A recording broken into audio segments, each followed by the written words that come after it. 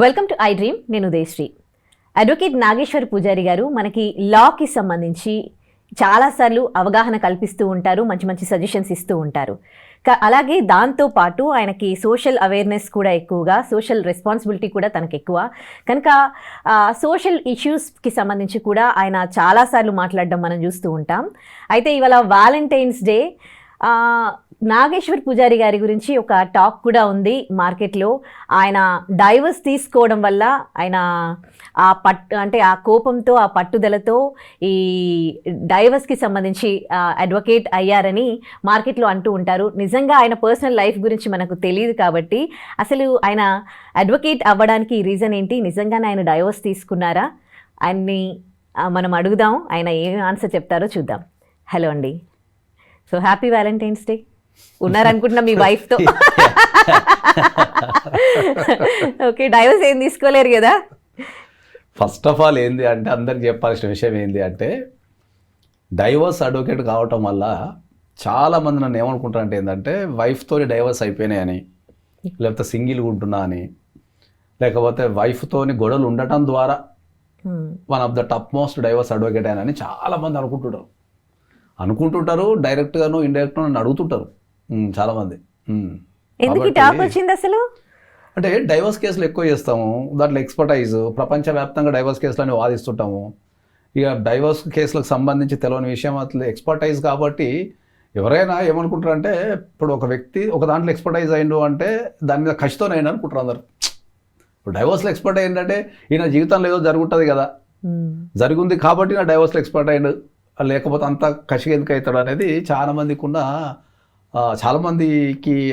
కొంతమంది అడుగుతున్నారు. నిజంగా కొంతమంది అడుగుతారు, కొంతమంది ఇండైరెక్ట్ అడుగుతారు, కొంతమంది అడగాలని ఉన్నా కూడా అడగలేరు. ఎందుకంటే ఎందుకు వచ్చిన మనకి ఎందుకు ఆయన జీవితం గురించి అని అనుకుంటారు. అది మార్కెట్లో నా అభిప్రాయం. అది అండ్ ఇప్పుడు మరి నిజం చెప్పాలి, మీరు అసలు ఏం జరిగింది, మీరు ఎట్లా అడ్వకేట్ అయ్యారు? ఇప్పుడు నువ్వు డైవర్స్ జరిగిందన్న టైంలో చెప్తున్నావు, ఏం జరిగిందని. మరి మీకు వచ్చే కామెంట్స్ కి మీరు అంటే రెస్పాండ్ అవ్వాలి కదా, ఎందుకు ఈ అభిప్రాయం ఏర్పడింది అసలు? మరి మీరు చాలా సందర్భాల్లో చెప్పారు మీది లవ్ మ్యారేజ్ అని. సో లవ్ లో చాలా హ్యాపీగా ఉన్నానని కూడా చెప్పారు. ఒకవైపు కొంతమంది డైవర్స్ తీసుకున్నారు అని అంటున్నారు, మీరేమో లవ్ చేసుకుని హ్యాపీగా ఉన్నాను నేను లైఫ్లో అని అంటారు. క్లారిటీ ఇవ్వండి అసలు.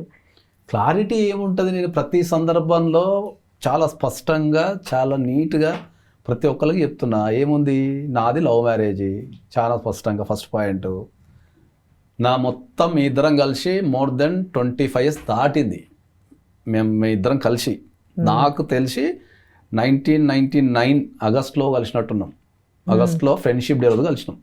1999 కలవటం, అంతకుముందు ఒక 6 months నుంచి పరిచయం, కానీ పర్సనల్గా కలిసి మాట్లాడడం అనేది 1999లో. 1999 ఆగస్ట్ ఫ్రెండ్షిప్ డే ఉంటుంది, అది ఫస్ట్ సెకండ్ సండే ఏమో ఉంటుంది, అది కలిసిన ప్లేస్ కూడా కేక్ ఫ్యాంటసీ అని కలిసినాం.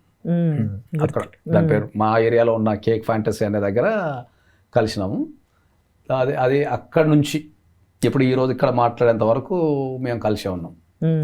ఈ ప్రపంచంలో ఎవ్వరు నమ్మని నిజమేంది అంటే ఏంటంటే, ఒక 26 సంవత్సరాలు ఒక వ్యక్తులు కలిసి ఉన్నప్పుడు గొడవలు కాకుండా ఉంటాయా అనేది ఒక క్వశ్చన్ కదా.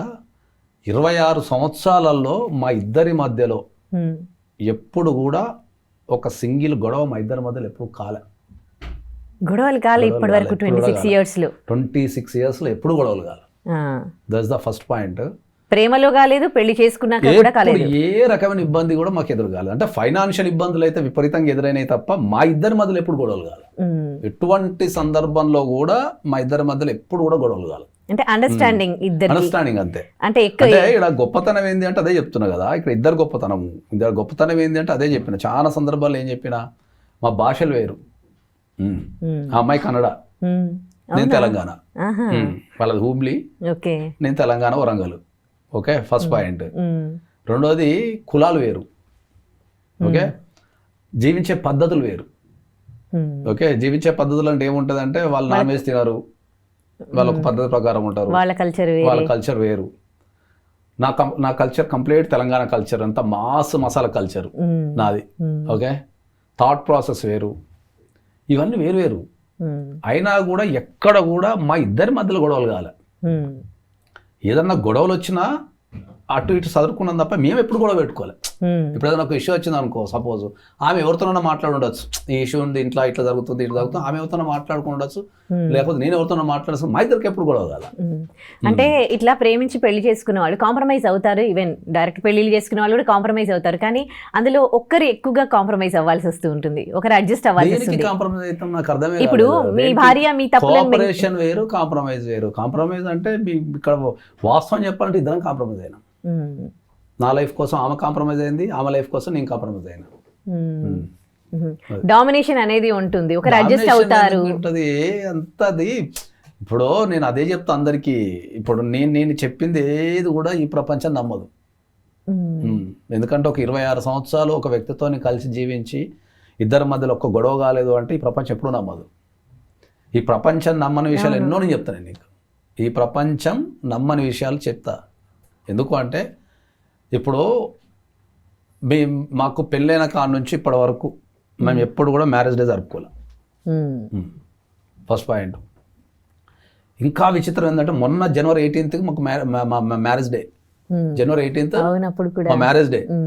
ఇద్దరం యుఎస్ నుంచి బయలుదేరి పిల్లలతో బయలుదేరి ఇండియా వస్తున్నాం. 18th ఫ్లైట్ అక్కడ ఎక్కి 19th ఇక్కడ దిగాలి మేము. అక్కడ 18th రోజు. ఆ జనవరి 18th మా మ్యారేజ్ డే అనే విషయం కూడా నాకు గుర్తులేదు, నాకైతే గుర్తులేదు టు బి ఫ్రాంక్. ఆమె గుర్తుందేమో కానీ ఆమె గుర్తు చేయలేదు అనుకుంటున్నా, నాకు తెలిసి. ఆమెకు 100% గుర్తుంటుంది కానీ గుర్తు చేయదు. ఇద్దరం మాట్లాడుకోలేదు మ్యారేజ్ డే గురించి, అసలు ఏమి మ్యారేజ్ డే కదా ఇవ్వాలని కూడా గుర్తులేదు. పొద్దున్న వేసినాం, రొటీన్ వర్క్, తయారైనాం, అది చేసుకున్నాం, షాపింగ్ గీపింగ్ చేసినాం, డైరెక్ట్ ఎయిర్పోర్ట్కి వచ్చి ఎయిర్పోర్ట్ ఎక్కి వచ్చేసినాం. ఇంటికి వచ్చిన తర్వాత మార్నింగ్ లేచిన తర్వాత నాకు గూగుల్లో పాపప్ వస్తుంది ఫొటోస్, ఇవాళ మీ మ్యారేజ్ డే తెలుసా అని చెప్పి.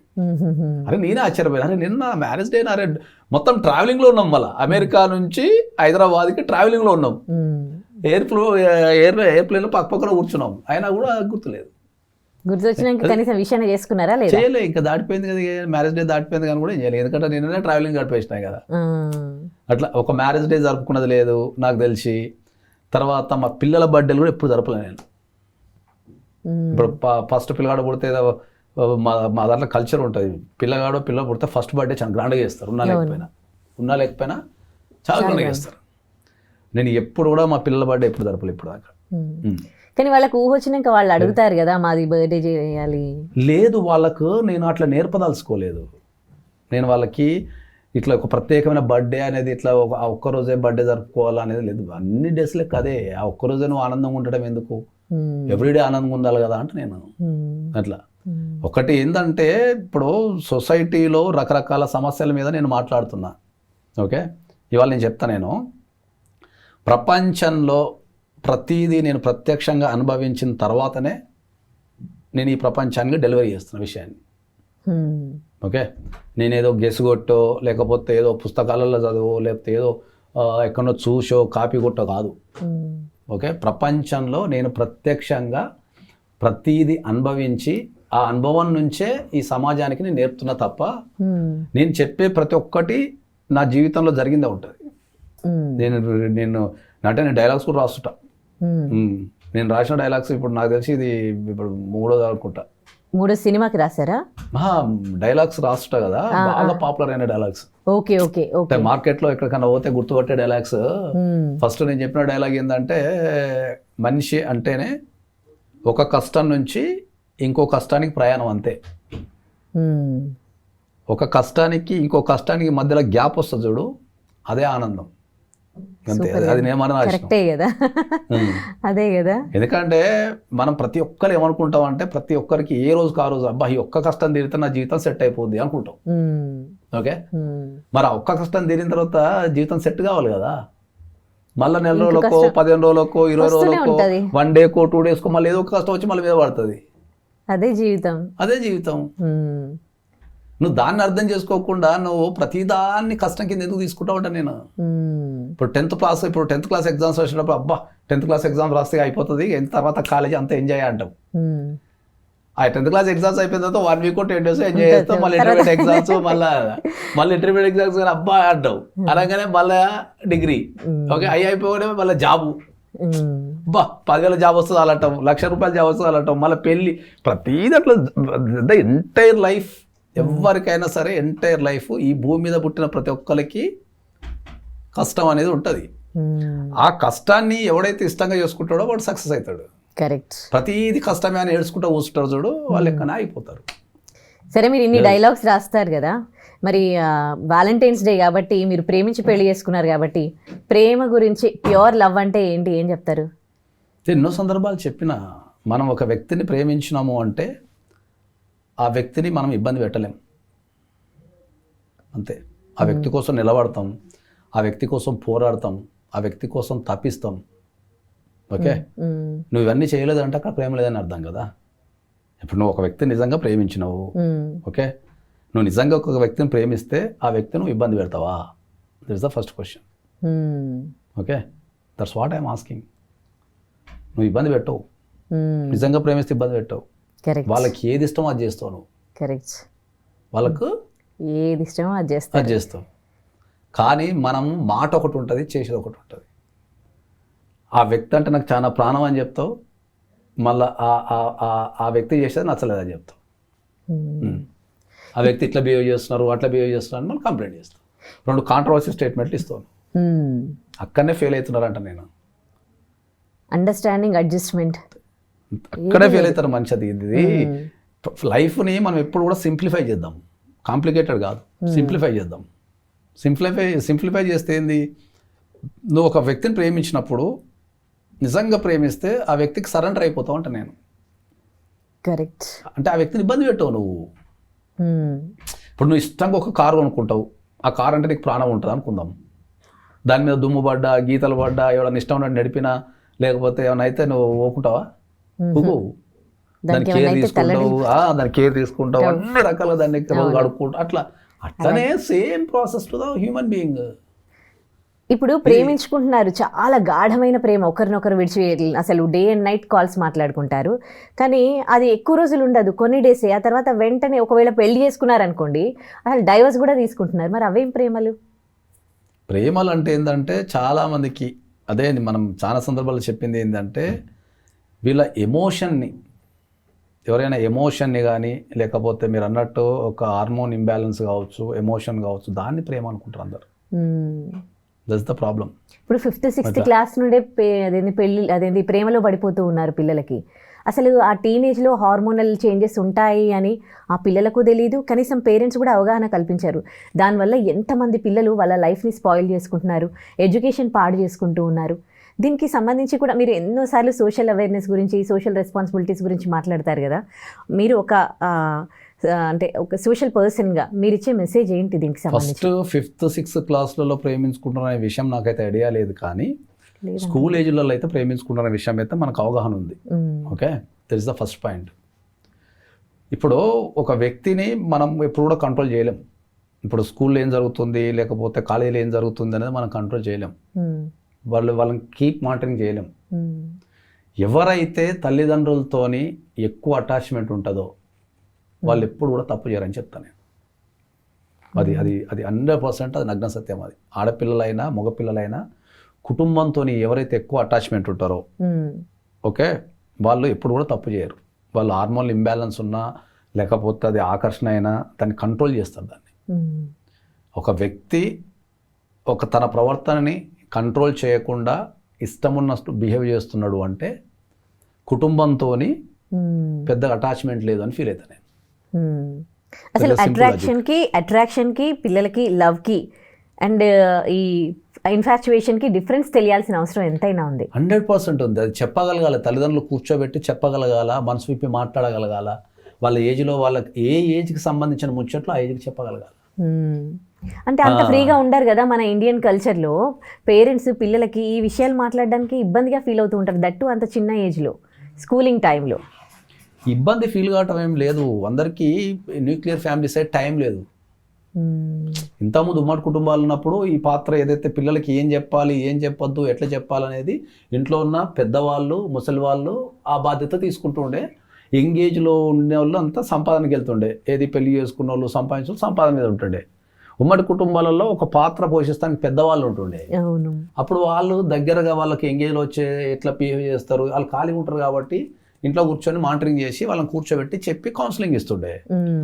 ఇప్పుడు ఎవరికి బిజీ లైఫ్లో వాళ్ళు అయిపోయారు కాబట్టి పిల్లల్ని కూర్చోబెట్టి చెప్పాలి అని ఒక ఇంగిత జ్ఞానం కూడా లేదు ఎవరికి చాలా మందికి. పిల్లల్ని భయపెట్టడం ద్వారానో పిల్లల్ని బెదిరించడం ద్వారానో పిల్లల్ని ప్రలోభ పెట్టడం ద్వారానో వాళ్ళని కంట్రోల్ చేద్దామని చూస్తారు తప్ప వాళ్ళని కూర్చోబెట్టి ఎక్స్ప్లెయిన్ చేసి వాళ్ళకు ఒక జీవితాన్ని ఇవ్వాలా అనే అవగాహన చాలా మందికి లేదు. ఇప్పుడు పిల్లల పెంపకానికి వచ్చినప్పుడు నేను గర్వంగా చెప్పుకోగలుగుతాను ఫస్ట్. ఓకే, ఎందుకు అంటే ఏంటంటే నేను పెంచిన విధానం చెప్తా. వాళ్ళకి ఇంట్రెస్ట్ లేకుండా నేను ఏ పని చేయని, డిస్కషన్ ఉండదు మా ఇంట్లో. వాడు లేవకపోతే మేము స్కూల్కి పంపం. అవును, మీరు అన్నారు. వాడు వరుసగా 4 రోజులు స్కూల్ లేవలేదు అనుకో, మీ ఇద్దరం స్కూల్కి పంపం అసలు. ఇది ఫాలో అవ్వాలా అంటారు మళ్ళీ. ఏది ఇప్పుడు మీరు ఇట్లా చెప్పారు అనుకోండి, మన కింద కామెంట్స్లో మరి మీలాగా మిమ్మల్ని ఏమంటారా అంటారు. అవును, మీరు అన్నది కరెక్టే, కానీ ఇప్పుడు దానికి మనం రూట్ కాజ్ కనిపెట్టాలి. ఒక పిల్లగాన్ని స్కూల్కి పంపించాలంటే వాడు ఉత్సాహంగా వెళ్ళేటట్టు ఏం చేయాలన్నా ఆలోచించాలి. కరెక్ట్. ఓకే, ఇప్పుడు ఒక పిల్లగాడు లేవటం లేదు, స్కూల్ పోవటం ఇంట్రెస్ట్ లేదు, దాని రూట్ కాజ్ ఏముంది? చదువు అంటే ఇంట్రెస్ట్ లేదా, లేకపోతే లేట్ పండుకుంటున్నాడా, ఏం జరుగుతుంది అనే దాన్ని రూట్ కాజ్ చూసి దాన్ని మాటల ద్వారా మనం వాళ్ళకు ఒక అర్థమయ్యే భాషలో వాళ్ళ స్థాయికి దిగి చెప్పాలి అని చెప్తాను.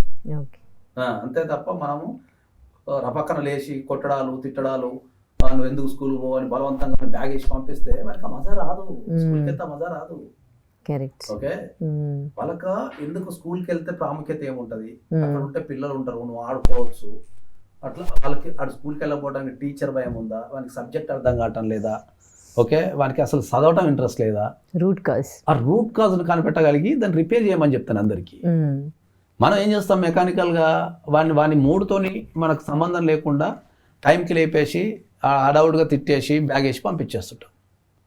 వాడు ఏం చేస్తాడు, బలవంతంగా ఆ బ్యాగ్ వేసుకొని పోతూ ఈ వ్యవస్థ మీద వ్యక్తుల మీద ఒక వ్యతిరేకత పెంచుకుంటాడు. కరెక్ట్. అది తల్లిదండ్రుల మీద వ్యతిరేకత పెంచుకుంటాడు, లేకపోతే టీచర్స్ మీద వ్యతిరేకత పెంచుకుంటాడు, చదువు మీద వ్యతిరేకత పెంచుకుంటాడు. డెవలప్ అయిపోతుంది అది.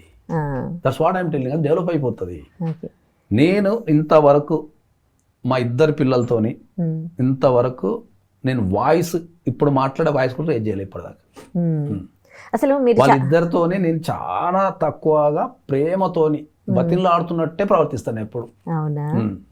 ఎప్పుడు మాట్లాడే విధానం కూడా వాళ్ళు ఏం చేసినా కూడా ప్రేమతో బతిలాడుతుండాలని, అట్లా కాదు అని చెప్పి బతిలాడుతాను. అట్లా కాదు నాన్న, అట్లా చేయొద్దు అని అట్లా బతిలాడుతుంది తప్ప నేను ఇంతవరకు ఊహ తెలిసి వాయిస్ రేజ్ చేయలే. నేను వాయిస్ రేజ్ చేయాలి ఇప్పటిదాకా కొట్టలేదు, వాయిస్ రేజ్ చేయలేదు, వాళ్ళ ఇష్టానికి వ్యతిరేకంగా ఎప్పుడు ప్రవర్తించలేదు. మీరు చాలా సందర్భాల్లో చెప్పారు కదా, మీరు అంటే ఈ అడ్వకేట్గా చాలా మీ వృత్తిలో బిజీ ఉండి టైం సరిగ్గా ఇవ్వలేనని. మరి మీ పిల్లలకి మీరు టైం స్పెండ్ చేసిరా?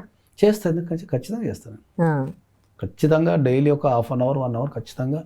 మార్నింగ్ పూట ఎంత రాత్రి ఇంటికి వెళ్ళిపోయినా కూడా morning compulsory I will communicate with them. Okay, ఎప్పుడైనా ప్రేమ గురించి దీని గురించి వాళ్ళతో డిస్కస్ చేయడం? ఇప్పుడు మా పెద్ద అబ్బాయితో చేసినాను ఆల్రెడీ. ఇప్పుడు ఎందుకంటే వాడు కాలేజీకి వచ్చిండు, టీనేజ్కి వచ్చిండు కాబట్టి నేను డెఫినెట్లీ చెప్పిన. నేను అంటే ఏంటి మీరు చెప్పిన విషయాలు తెలుసుకోవచ్చా?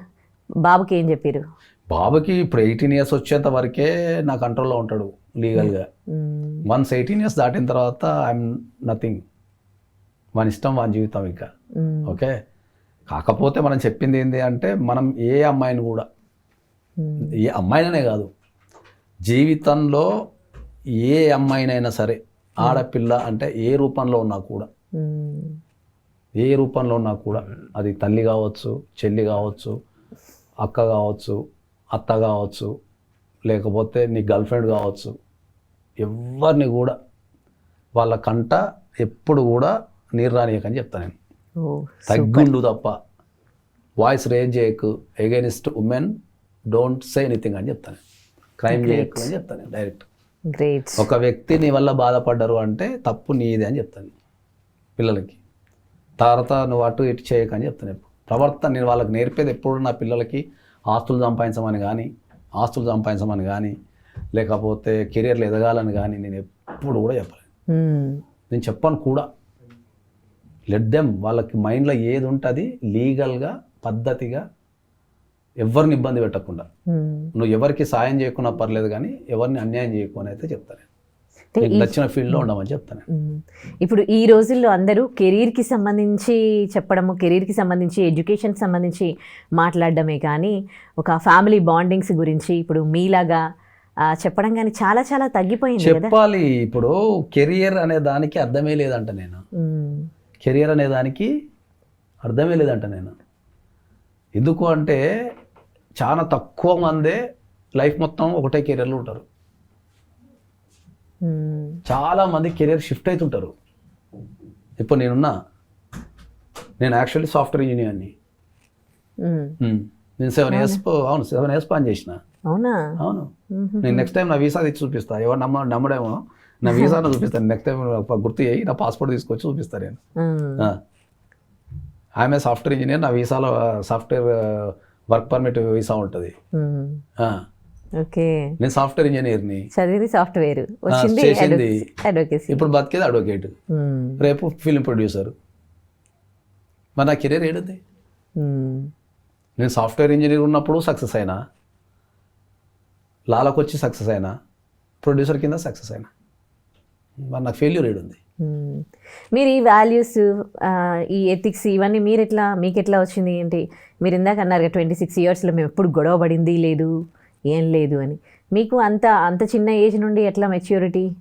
అరే ఇప్పుడు అదే చెప్తున్నా, మనకు సమాజం మీద అవగాహన ఉండేటప్పుడు ఏంటంటే మనం మనకు ఎవరైతే, నేను బేసిక్ నాలెడ్జ్ సింప్లిఫై చేస్తే ఏంటంటే, మనం ఒక దగ్గర ఉన్నప్పుడు మన కనెక్ట్ ఉన్నలోనే ఆనందంగా కాపాడుకోవాలని సిస్టమ్. ఇప్పుడు నేను ఒక ఇల్లుంది, నా ఇంటికి పోతే ప్రశాంతంగా ఉంటే నేను ఆనందంగా ఉంటా. నా ఇంట్లో గొడవలు ఉంటే నేను ఇంకేం ఆనందంగా ఉంటా? ఇంటికి వెళ్ళాలనిపించాలా, ఇంట్లో తినాలనిపించాలా, లేకపోతే ఇంట్లో గడపాలనిపించాలా? అది కదా జీవితం అని చెప్తాను నేను.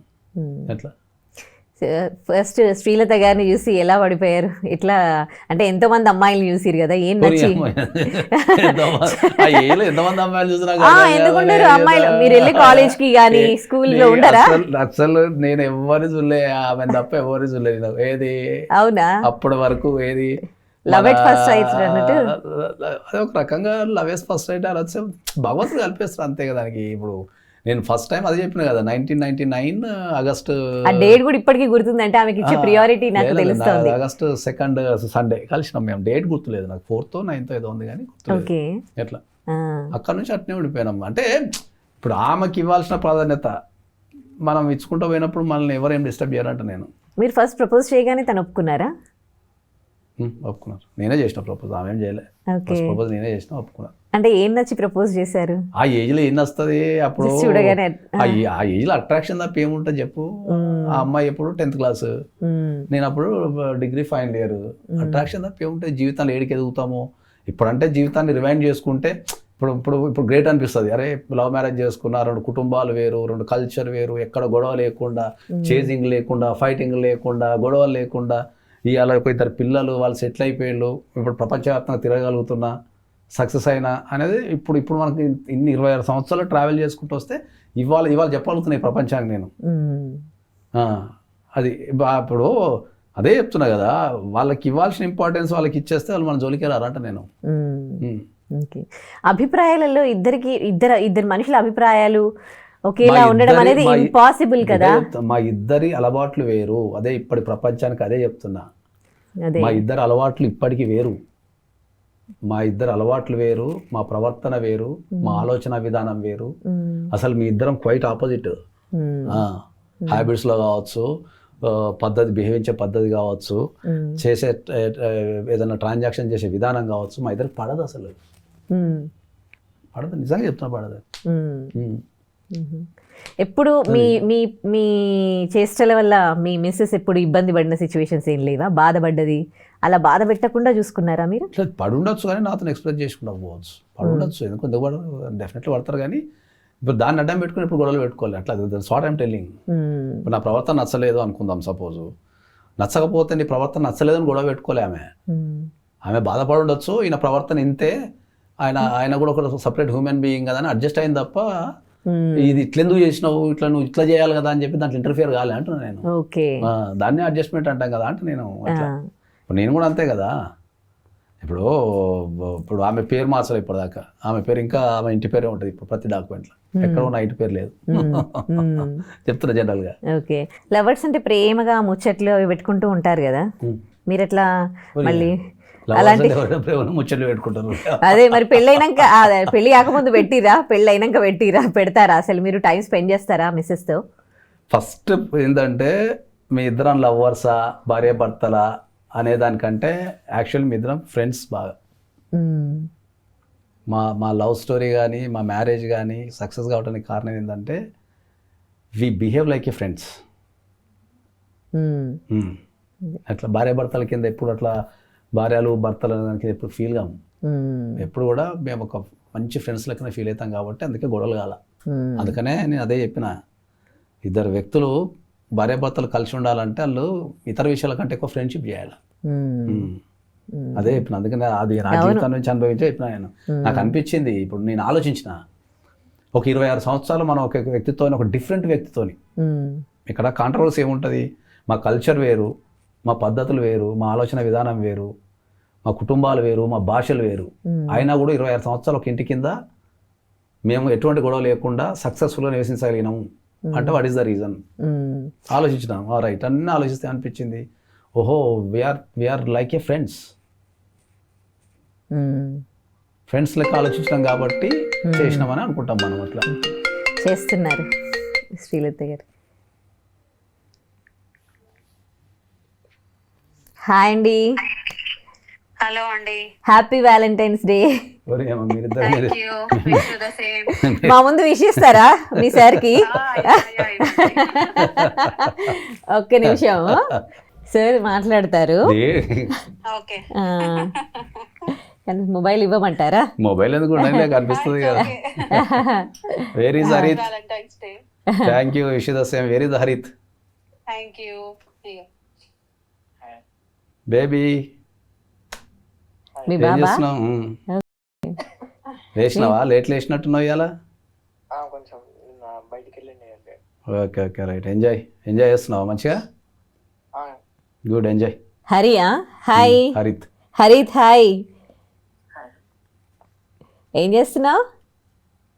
ఇప్పుడు రిలేటివ్స్ వాళ్ళ ఇంట్లో ఉన్నా. అచ్చా, ఓకే. ఒకసారి మమ్మీకి ఇవ్వు హరిత్. చెప్పండి. ఏంటి ఫస్ట్ ప్రపోజ్ చేయగానే పడిపోయారు? ఏం నచ్చి పడిపోయారు? కాదు, నువ్వు మా ఇద్దరు అందులో గొడవలు తెలుసుకోవాలి. ఎప్పుడు సార్ చెప్తారు, ఏవైనా మంచి మాటలు చెప్పినప్పుడు వాళ్ళు ఫాలో అవుతారా, వాళ్ళు నిజంగా అదే నాని మాకు యాజ్ ఎన్ యాంకర్గా మాకు కూడా డౌట్ ఉంటుంది కదా. సో మేము కూడా ఎప్పుడు తను చెప్పినవి వినడమే, తన గురించి వేరే వాళ్ళ ద్వారా తెలుసుకోవడం నాకు ఇంకా ఇంట్రెస్టింగ్గా ఉంది, అది కూడా వైఫ్ నుండి. ఓకే, ఫస్ట్ చెప్పంగానే ఏం పడిపోలేదు, కొంచెం టైం తీసుకున్నాను. ఓకే ఓకే, ఆల్మోస్ట్ ఒక 1 year అయితే టైం తీసుకొని ఉంటాను. దాని తర్వాత I was like okay. Okay, ఇన్ని ఇయర్స్ నుండి మీ మధ్యలో గొడవలు కాకుండా ఎట్లా ఉన్నాయండి? అంటే మీరు బాగా అడ్జస్ట్ అయ్యి ఉంటారు పూజారి గారితో. గొడవలు అంటూ ప్రత్యేకంగా ఏం పెద్ద ఇష్యూస్ అలాంటివి అయితే ఏమీ లేవు. Always happy. అంతే, అడ్జస్టింగ్ మెంటాలిటీ అంతే. Both are like broad minded, అంత ఎక్కువ ఇంటర్ఫియర్ అవ్వము, బిజీగా ఉంటాము. బేసిక్ గా మీకు తెలిసిందే, ఆయన చాలా బిజీగా ఉంటారు. సో నా వర్క్ లో నేను ఉంటాను. పెద్దగా ఇద్దరికి అంటే లైక్ అండర్స్టాండింగ్ అంతే. బేసిక్ గా పెద్ద గొడవలు అలాంటివి అయితే ఏమీ లేవు. అంటే మీలో ఈ అడ్జస్ట్మెంట్ నాగేశ్వర్ గారిని చేసుకున్నాకనా తన కోసం మీరు మౌల్డ్ అయ్యారా? అంటే కొన్నిసార్లు అయితే మౌల్డ్ అవ్వాల్సి వస్తుంది కదా. when we want that person and like when we want to live with one person, definitely we have to mold ourselves. Okay okay. ఇప్పుడు అంటే ఇప్పుడు ఈ జనరేషన్ కానీ కొంచెం బిఫోర్ జనరేషన్ కానీ ప్రతి సెలబ్రేషన్స్ కావాలనుకుంటారు. ఇప్పుడు యానివర్సరీ కనీసం మీకు గుర్తు కూడా ఉండదట. యాక్చువల్లీ మేము పెద్దగా ఏమి సెలబ్రేట్ చేసుకోము, నాట్ ఈవెన్ బర్త్డేస్ కూడా. బర్త్డేస్ అయినా యానివర్సరీ అయినా అంత పెద్ద అంటే లైక్ ఏముంది, ప్రత్యేకంగా ఆ రోజే సెలబ్రేట్ చేసుకోవాలా అనే ఒపీనియన్ ఉంటది మా ఇద్దరికి. Okay, that's okay. విష్ చేసుకోకపోయినా పర్లేదు, సెలబ్రేట్ చేసుకోకపోయినా పర్లేదు, స్టిల్ వీఆర్ టుగెదర్ కదా, అంతే చాలు. That is the happiness. Okay, అంటే we need not celebrate only on one day. Yeah same answer చెప్పారు ఇద్దరు. ఓకే, ఇప్పుడు అందరు చాలా మంది లవ్ చేసుకొని ఆ ఫీలింగ్స్ అనేవి కొన్ని డేసే ఉంటున్నాయి. ఆ తర్వాత స్టేబుల్గా ఉండట్లేదు, వెంటనే ఆ లవ్ ఫీలింగ్ అనేది ఇంకొక పర్సన్ పైన పుట్టేస్తూ ఉంటుంది. కానీ మీరు ఈ సక్సెస్ఫుల్గా హ్యాపీగా లవ్ చేసుకొని 26 ఇయర్స్ నుంచి లైఫ్ లీడ్ చేస్తూ ఉన్నారు. సో లవ్ గురించి మిమ్మల్ని అడిగితే ఏం చెప్తారు? అది ఒక ట్రస్ట్ అండి, అంతే. లవ్ అంటే బేసిక్ గా ఒక ట్రస్ట్, నమ్మకం, అంతే. And like we have to sacrifice for the other person when we want to stay with them and when we want to live with them, అంతే. ఇంకోటి లైక్ ఎంత బిజీ ఉన్నా we both of us like విడిపోయి అయితే ఉండలేము, that is for sure. అది అదొకటైతే like ఉంటుంది. ఏదైనా సరే some end of the day he will come to home అనేది నాకు ఉంటుంది, అట్ ద సేమ్ టైం ఆయనకు కూడా ఉంటుంది. అంతే, ఎంత లేట్ అయినా సరే దేర్ ఫర్ మీ అనే ఫీలింగ్ నాకు ఉంటుంది. ఓ నైస్, సూపర్బ్. అంటే తన కరెక్ట్ ఏజ్లో మీకు పెళ్ళైన తర్వాత తను అంటే తన వృత్తిలో మీకు సరిగ్గా టైం ఇవ్వలేకపోయారు. సో ఇలాంటి వాటిల్లో చాలామంది గొడవలు పడుతూ ఉన్నారు. కానీ మీరు ఏ గొడవలు లేకుండా ఆ లైఫ్ అంతా లీడ్ చేసి ఇప్పుడు హ్యాపీగా ఉన్నారు. సో మీరు ఒక మంచి మెసేజ్ కూడా ఇవ్వచ్చు కదా దీనికి సంబంధించి. అంటే కొంచెం అయితే నాకు కూడా టైం ఇవ్వరు అనే కొద్దిగా డిసప్పాయింట్మెంట్ నాకు కూడా ఉంటది. బట్ స్టిల్ ఏంటి అంటే ఐ ఆల్వేస్ లైక్ ఆయన చేసే పనిలో గానీ, ఆయన ఇచ్చే ఇంటర్వ్యూస్ గానీ, ఆయన ప్రొఫెషన్ లో గానీ, ఆయన like he will be very dedicated and like he is the founder of Disha law firm. ఎలాగైనా మీకు తెలుసు, అంతమందికి ఎంప్లాయ్మెంట్ ఇచ్చారు and that is not a easy task, అందరూ చేయలేరు. సో అవన్నీ మేనేజ్ చేయాలి అంటే డెఫినెట్లీ టైం ఇవ్వాల్సిందే. అండ్ ఆ పొజిషన్ నుంచి ఈ పొజిషన్ రావాలి అంటే లైక్ చాలా ఎఫర్ట్స్ పెట్టాలి, చాలా డెడికేషన్ ఉండాలి. అవన్నీ ఐ అండర్స్టాండ్. అది సో ఆ పర్స్పెక్టివ్ నాకు తెలుసు, ఎంత ఎఫర్ట్స్ కావాలి అనేది నాకు తెలుసు. కాబట్టి ఎక్స్పెక్టేషన్ ఉంటది, బట్ స్టిల్ ఓకే, ఆయన ఇచ్చినప్పుడు ఇస్తారులే, నేను మరీ వెనకాల పడి ఏం అడగాల్సిన అవసరం లేదు అని అనిపిస్తుంది నాకు. whenever he is okay, నాకు ఆ టైం, ఆ ఫ్యామిలీ టైం అనేది డెఫినెట్లీ ఆయన ఇస్తారు. Okay nice. ఇకపోతే పేరెంట్స్గా కూడా మీరు ఇద్దరు పిల్లల్ని కూడా చాలా బాగా పెంచారు, బాగా చదువుకుంటూ ఉన్నారు, వాళ్ళకి అంటే సోషల్ రెస్పాన్సిబిలిటీ నేర్పిస్తూ ఉన్నారు, ఎథిక్స్ నేర్పిస్తూ, వాల్యూస్ నేర్పిస్తూ ఉన్నారు. సో పేరెంట్స్గా మీరు వాళ్ళతో టైం స్పెండింగ్ అనేది ఎట్లా ఉంటుంది? పేరెంట్స్ లా ఎప్పుడు అయితే ఉంటుందండి. I have always been with my children. ఏదైనా కూడా, ఏ మూమెంట్ అయినా కూడా I was like always been with them. And ఆయన కూడా టైం దొరికినప్పుడల్లా పిల్లలతోటి టైం స్పేర్ చేస్తారు. ఇంట్లో అయినా కూడా ఎంత కొద్దిసేపు ఉన్నా కూడా పిల్లలతోటి ఉంటారు, మాట్లాడతారు, ఇంటరాక్ట్ అవుతారు. డైలీ కమ్యూనికేషన్ అనేది కంపల్సరీ ఉంటుంది. It's not like completely busy ఉన్నా, ఎంత బిజీ ఉన్నా కూడా ఆయన కంపల్సరీ టైం స్పేర్ చేస్తారు. ఆయన పిల్లలు అంటే చాలా ఇష్టం, నాకు కూడా పిల్లలు అంటే చాలా ఇష్టం. So that is always there. కొంచెం టైం దొరికినా కూడా నలుగురం కలిసి అది టైం స్పెండ్ చేస్తాము. ఓకే. ఎక్కువగా ఎలాంటి ప్లేసెస్కి వెళ్తూ ఉంటారు? మొత్తం ఫ్యామిలీ ట్రిప్లు అవి ఎట్లా వెళ్తూ ఉంటారు? ఎక్కడికి వెళ్తుంటారు? ఎక్కడికైనా బయటికే వెళ్తామండి. బేసిక్ గా బయటికి వెళ్ళినప్పుడే అంటే లైక్ కొంచెం మనకి పర్సనల్ గా అనేది కూడా టైం దొరుకుతుంది కాబట్టి బయటనే వెళ్తాము. అది ఓకే. సో ఇంకొక ఫైనల్ క్వశ్చన్, లవ్ మ్యారేజ్ చేసుకున్నారు కాబట్టి అడుగుతున్నా. లవ్లన్నీ ఫెయిల్ అవుతూ ఉన్నాయి కదా, అంటే ఆల్మోస్ట్ ఫెయిల్ అవుతూ ఉన్నాయి కదా. ఒక విమెన్గా మీరు ప్రేమించి పెళ్లి చేసుకున్నారు, మిమ్మల్ని మీరు మౌల్డ్ చేసుకున్నారు. సో ఇప్పటి సొసైటీకి, జెన్జీ వాళ్ళకి ప్రేమ గురించి ఏమైనా చెప్తారా? ప్రేమ గురించి అంటే ఈ జనరేషన్ లో అందరూ ప్రేమిస్తున్నారు, ఫాస్ట్ గా విడిపోతున్నారు, పెళ్లిళ్ళు చేసుకుంటున్నారు, ఫాస్ట్ గా డివోర్స్ తీసుకుంటున్నారు. అది కాదు లైఫ్ అంటే. లైక్ ప్రేమించారు అంటే చచ్చిపోయేంత వరకు ఆ మనిషితోటే ఉండాలి. ట్రూ లవ్ అనేది అప్పట్లో మనిషి కోసం చచ్చిపోయే జీవితాంతరం వాళ్ళతోటే ఉండి అలాగే బ్రతికేవాళ్ళు. ఈ కాలంలో ఈ పిల్లలకి అలాంటి లేదు, ఆ థాట్ ప్రాసెస్ లేదు. బాగా ఇండిపెండెంట్ అయిపోయారు ఫైనాన్షియల్ గా. ఎంత ఫైనాన్షియల్ గా ఇండిపెండెంట్ ఉన్నా కూడా ప్రేమ అనేది ఒక మనిషితో జీవితాంతరం చనిపోయేంత వరకు ఉండాలి. That is only the true love. ఎంత ఏమైనా కూడా, ఎన్ని కష్టాలు వచ్చినా, ఎన్ని గొడవలు అయినా కూడా విడిపోకూడదు. You need to stand to that person, అంతే. అదే నిజమైన ప్రేమ అని చెప్తాను. మళ్ళీ అది బ్యాక్ రావాలని కూడా నేను కోరుకుంటాను. ఈ కాలంలో ఈ జనరేషన్ అంతా చాలా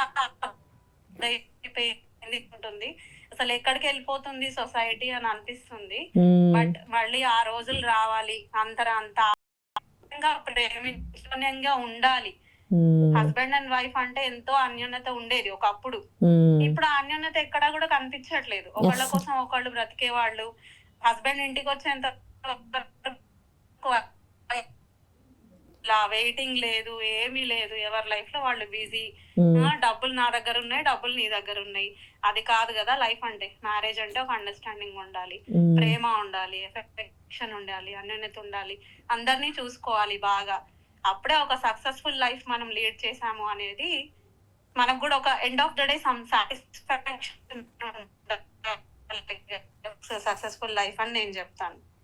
అది ప్రేమ అంటే ఒకే మనిషితో ఉండండి, జీవితాంతరం ఉండండి, కలిసి ఉండండి, అర్థం చేసుకోండి, మనిషికి త్యాగం చేయండి ఇంకో మనిషి కోసం. అది మీకు ఆ మనిషి నుంచి ఏం దొరకట్లేదు అంటే okay, that is okay, that is fine. అంతగా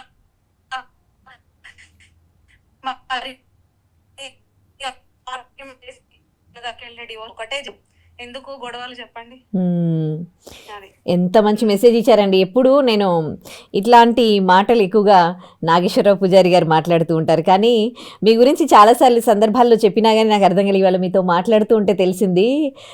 such a beautiful person you are and మంచి understanding nature. Thank you so much.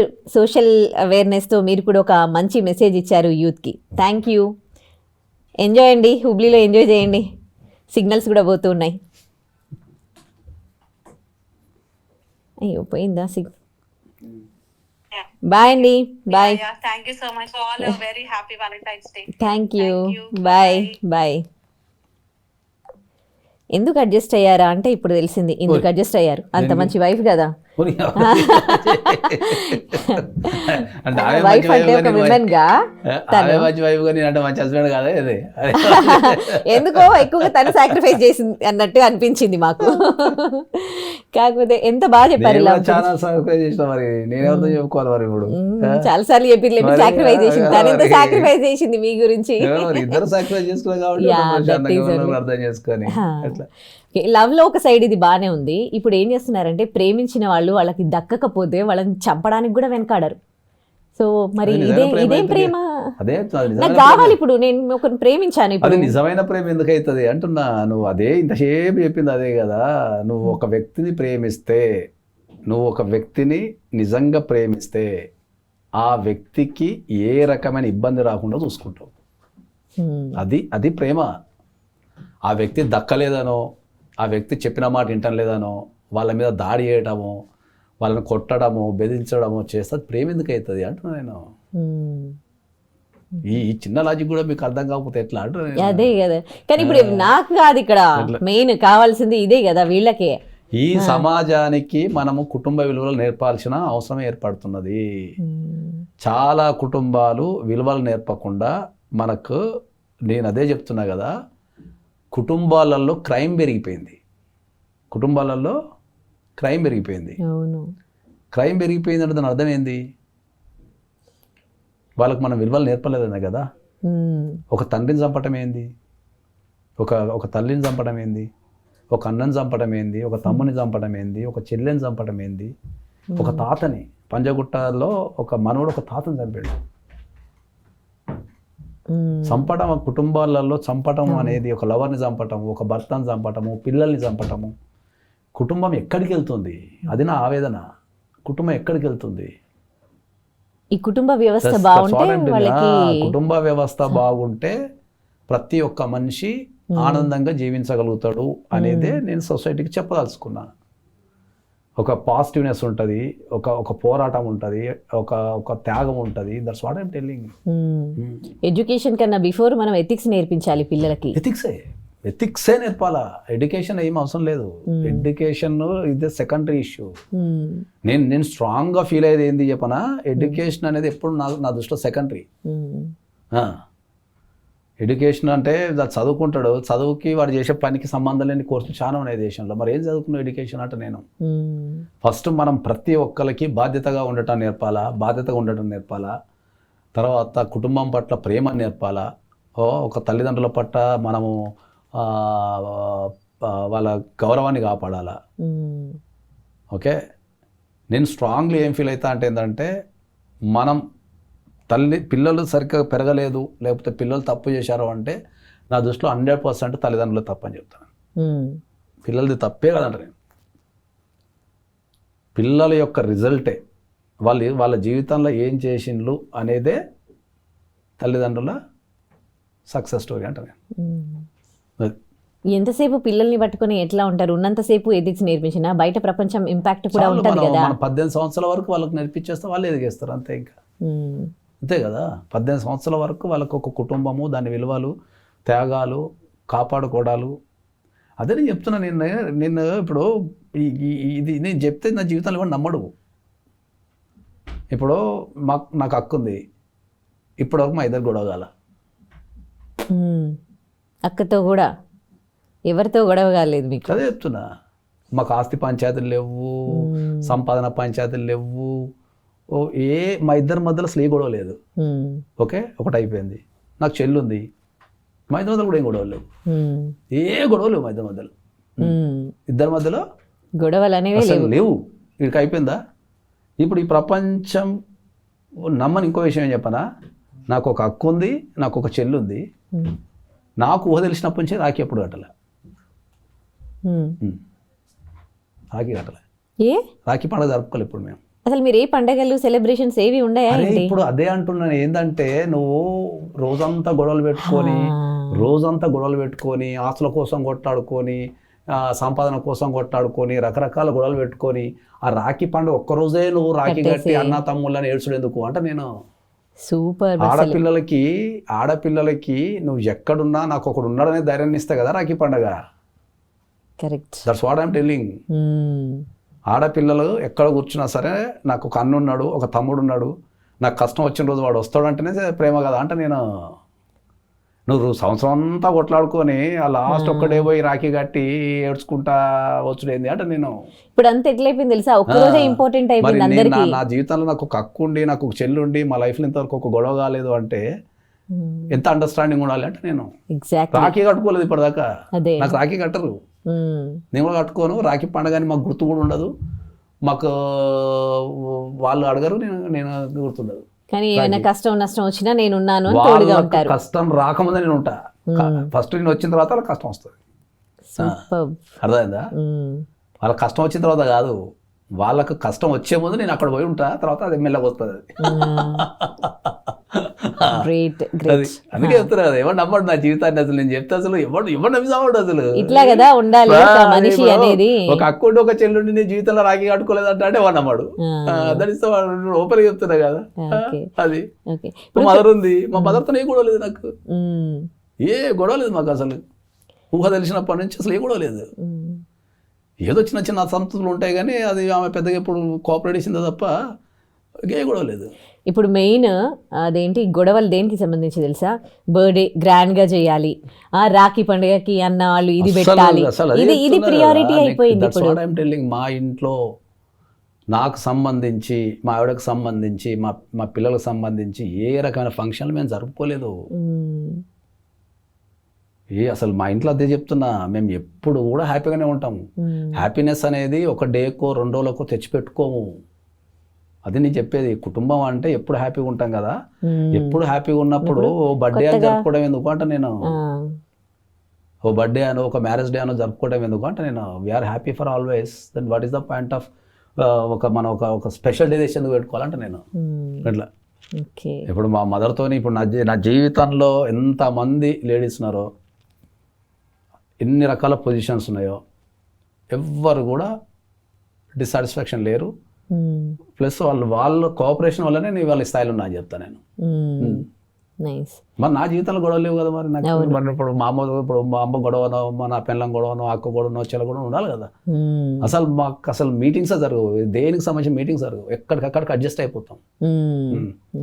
Meetings పెడబొబ్బలు అట్లే ఉండవు. ఇప్పుడు నాకు ఏదైనా కష్టం వచ్చిందంటే, నాకు మా చెల్లకి ఏదైనా కష్టం వచ్చింది ఆమె అడ్జస్ట్ అయిపోతుంది. ఎందుకు ఇబ్బంది పెట్టాలా అని అసలు మాట్లాడుకోం మేము ఎప్పుడు. ఆస్తుల గురించి కానీ పంచాయతీలోనే ఎప్పుడు మాట్లాడుకోం. ఒక విధంగా అది కూడా అదృష్టం కదా, అండర్స్టాండింగ్ మెంటాలిటీస్ మీ చుట్టూ ఉన్న వాళ్ళందరూ. అదే చెప్తున్నా కదా, అది మా కుటుంబం వరకు నాకు ఏ రకమైన జీరో సమస్యలు ఉన్నాయి నాకు. ఎట్లా అనేది ఎప్పుడు మేము పంచాయతీ పెట్టుకున్నది కానీ, ఇబ్బంది పడ్డది కానీ, గొడవలు పెట్టుకున్నది కానీ, బాధపడ్డ సందర్భాలు కానీ లేవు, ఎక్కడ కూడా లేవు. ఇక ప్రేమ విషయానికి వస్తే, ఒక మనిషిని ఒక 2-3 years వరకు ప్రేమించగలుగుతున్నారు, వెంటనే ఆ ప్రేమ అనేది ఇంకొకరి మీద పుడుతుంది. ఎందుకు అట్లా? అవును, మరి ఒకరితో ఎక్కడ ఉంటున్నారు వెంటనే? ఇప్పుడు మీరు అది లవ్ టైంలో చూసుకోండి, పెళ్ళిళ్ళు అయినాక కూడా చూసుకోండి, స్టేబుల్గా లవ్ ఉండట్లేదు. అదే చెప్తున్నా, మనకు సమాజంలో నేను ప్రతిరోజు అందరికీ మొత్తుకునేది ఏంటంటే కుటుంబ విలువలని మనం నేర్పితేనే సమాజం అనేది మంచిగా ఉంటుంది. ఇవన్నీ మనం నేర్పగలగాలి, పిల్లలకైనా ఇంట్లోకైనా పెద్దోళ్ళకైనా. వాళ్ళు బిహేవ్ చేసే విధానము, పోరాటము. నాకు అదే అర్థం కాదు నా లైఫ్లో ఏమవుతుంది అంటే, ఇప్పుడు ఒక తండ్రి ఉంటాడు, ఒక కొడుకు ఉంటాడు, సపోజ్ చెప్తున్నా, ఇద్దరు ఉంటారు అనుకుందాం, పైసల దగ్గర పంచాయతీ పెట్టుకుంటారు. తండ్రి కొడుకే కదా, ఏం పంచాయతీ ఉంటుంది అనే కాన్సెప్ట్ వస్తుంది నాకు. ఇప్పుడు మా పిల్లగాడు నా మొత్తం ఆస్తి రాసి అన్నా కూడా నేను ఒక్క సెకండ్ కూడా ఆలోచించాను నేను. ఒకవేళ అడిగితే ఒక్క సెకండ్ కూడా ఆలోచించాను నేను. నాకు నా ధైర్యం ఏంటంటే మళ్ళీ సంపాదించుకుంటా, మళ్ళీ నాకు కావాల్సింది ఏముంటుందమ్మా, 3 పూటలు తిండి, కట్టుకోవడానికో బట్ట, ఉండటానికో ఇల్లు, ఇంతకు మించి ఏం కావాలి ఒక మనిషికి? ఆ 3 నా జీవితంలో ఉన్న తర్వాత నాకు 100 కోట్లు ఉంటుంది, 1000 కోట్లు ఉంటుంది, 5000 కోట్లు ఉంటుంది. నువ్వు ఒక వ్యక్తిని నీ కడుపులో పుట్టిన కొడుకునో లేకపోతే నిన్ను సాధిన నాన్నను నువ్వు కాపాడుకోకపోతే ఆ రిలేషన్షిప్ బ్యూటిఫుల్ ఏముంటుంది అంట. ఒక తండ్రి ఒక కొడుకు కొట్లాడుకుంటారు పైసల గురించి, నాకు అర్థమే కాదు సమస్య. తండ్రి కొడుకులు రక్తం పంచుకొని పుట్టినావు, ఓకే అని అనుకున్నప్పుడు అర్థమే కాదు. ఒక భార్య ఒక భర్త ఉంటుంది, పైసల కోసం కొట్లాడుకుంటారు. ఎందుకు కొట్లాడుకుంటారు? ఒక అమ్మ ఒక కొడుకున్నాడు, పైసల కోసం కొట్లాడు, ఎందుకు కొట్లాడుకుంటారు? మరి ఎక్కడి నుండి రావాలి చేంజెస్ అనేవి? ఎథిక్స్ ఎవరు నేర్పాలా? జీవితంలో డబ్బు అనేది ప్రధానం కాదు, డబ్బుతో ఏది రాదు. That's what I'm. ఇప్పుడు నేను 25 సంవత్సరాలు పెళ్లి చేసుకున్నా, ఓకే, 25 సంవత్సరాలు నేను పెళ్లి చేసుకున్నా. ఇవాళ నాకు 2 కొడుకులు ఉన్నారు. నా కొడుకుని నా కళ్ళ మూడ కూర్చోబెట్టుకొని వాళ్ళతో ఎంజాయ్ చేస్తా లైఫ్ని. మంచిగా వాళ్ళతో తాగుతా, తింటా, వాళ్ళని వేసుకొని ఫారిన్ పోతా, మంచిగా లండన్ బ్రిడ్జ్ దగ్గర కూర్చొని మాట్లాడతా, న్యూయార్క్ టైంలో మాట్లాడతా. ఇప్పుడు ఒక ఎంగేజ్లో ఉన్న కొడుకుని, ఇప్పుడు మా ఇద్దరు ఫోటో పెడితే ఇద్దరం అన్నదమ్ములు లేకుండా అంటారు జనరల్గా. ఒక ఎంగేజ్లో ఉన్న కొడుకుతో ఒక అనుభూతి అంటే, ఇప్పుడు నా కొడుకుని ఎట్లా పెంచుకున్నా, అది నా ప్రతిరూపం కదా. కరెక్ట్. ఇప్పుడు పెళ్ళిళ్ళొద్దు నువ్వు ఎడినా కొడుకు అని తిడుతుంటారు కదా, పెళ్ళిళ్ళు అంతా అనుభవించిన తర్వాతనే చెప్తున్నా నేను. సరైన ఏజ్లో పెళ్లి చేసుకుంటారా, ఒక కొడుకు పుడతానో ఒక బిడ్డ పుడతానో, వాళ్ళతో మాట్లాడితే వచ్చే ధైర్యము, ఆనందము, మన కోసం ఒకళ్ళు ఉన్నారు అనే ఫీలింగే నేను కాపాడుతా అని చెప్తున్నా నేను. ఎడినా కొడుకులు అంతా నా కింద మెసేజ్ పెడుతుంటారు, నీకు పెళ్లి గురించి ఏం తెలుసు, తొక్క తెలుసు, తోషారని తెలుసు అని. జీవితాన్ని నేను చెప్పినట్టు ఎవడు చెప్పలేడు. జీవితాన్ని ఎవడు చెప్పినట్టు చెప్పలేడు. నేను చెప్తా జీవితాన్ని. మా అబ్బాయి పుట్టినప్పుడు నా దగ్గర రూపాయి లేదు, నేను 5 కోట్ల అప్పులు ఉన్నా అప్పటికి. మా అబ్బాయి పుట్టినప్పుడు, మా పెద్ద అబ్బాయి పుట్టినప్పుడు నా అప్ప 5 కోట్లు. మావిడ పాల ప్యాకెట్ అంటే బయటకు వచ్చి ఏడుస్తున్నాను, పాల ప్యాకెట్ పైసలు లేక, పాల ప్యాకెట్ పైసలు లేక వచ్చి ఏడుస్తున్నాను. ఏడిచేది అనుకుంటుండే, నేను ఎట్టి పరిస్థితుల్లో నా ప్రాణం పోయినా నా పిల్లల్ని డౌన్ కానియద్దు, వాళ్ళు గర్వంగా తలెత్తుకొని తిరగాల ఈ సమాజంలో అనుకొని ఆ రోజు స్టార్ట్ చేసిన కష్టపడటం. వానికి ఒక ఏజ్ వచ్చే టైంకి, ఓకే, ఒక ఏజ్ వచ్చే టైంకి వాళ్ళ ప్రపంచంలో ఏ దేశానికైనా వెళ్ళగలిగి, ఏ దేశంలోనైనా షాపింగ్ చేయగలిగి, ఏ దేశంలోనైనా ఒక ఇల్లు వాళ్ళకు ఒక ఏదైనా నచ్చి ఇల్లు కొనుక్కోవాలంటే వాళ్ళకు 1 నిమిషం పని,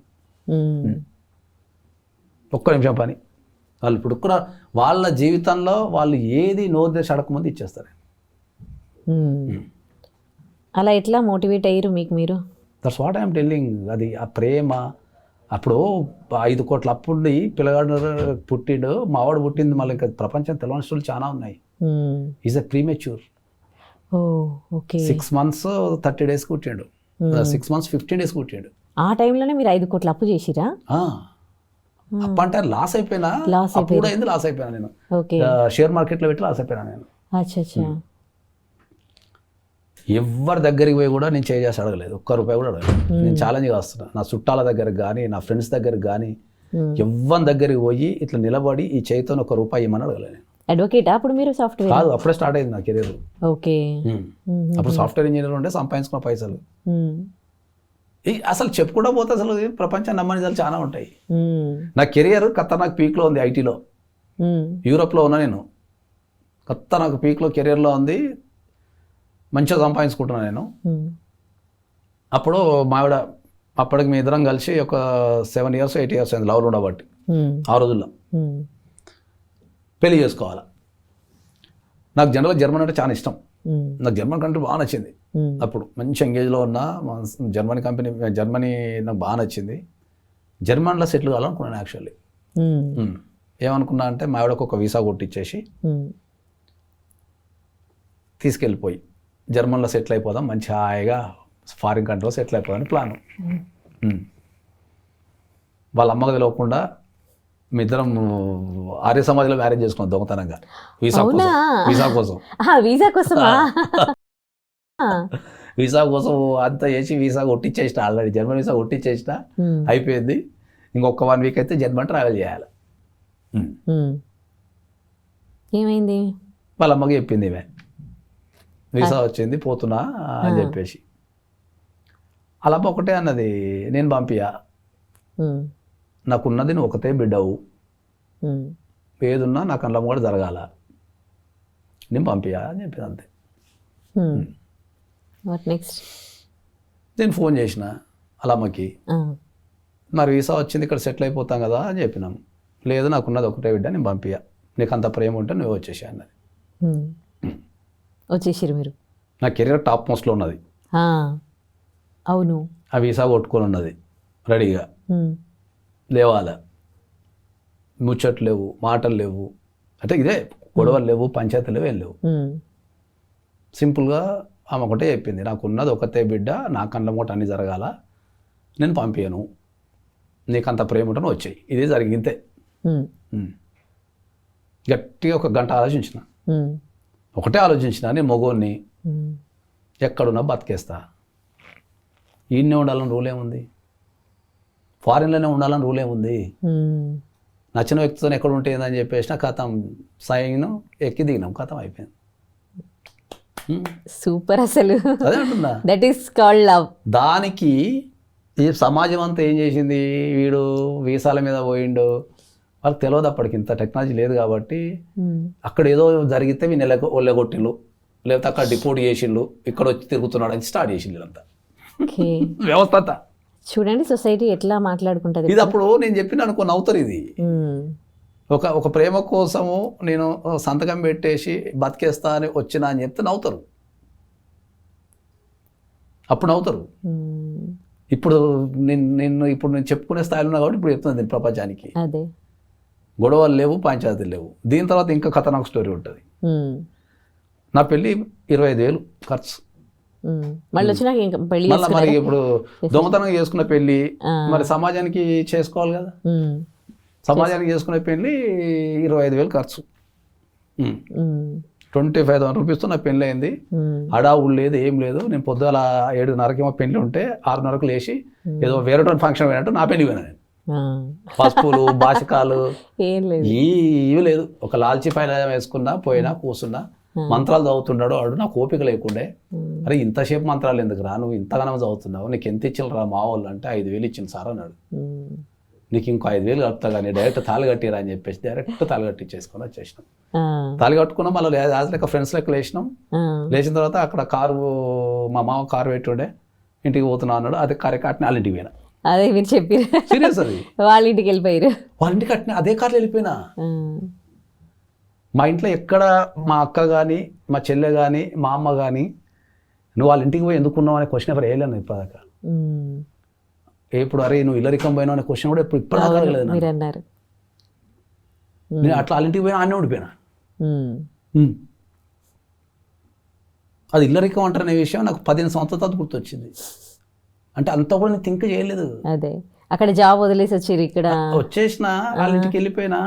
నాకు ఆడ మంచిగా ఉంది, ఎందుకంటే మంచిగా టైంకి తిండి పెడుతున్నారు, లేచి అంటే రెడీ చేసి పెడుతున్నారు, మంచిగా ఉంది, నీ అమ్మ ఏదో బాగుంది కదా అనుకున్నా. కంటిన్యూ అయిపోయినా అన్నీ స్టార్ట్ చేసిన నేను. అట్లా అది ఇల్లరికం పోయిన విషయం నాకు తెలియదు.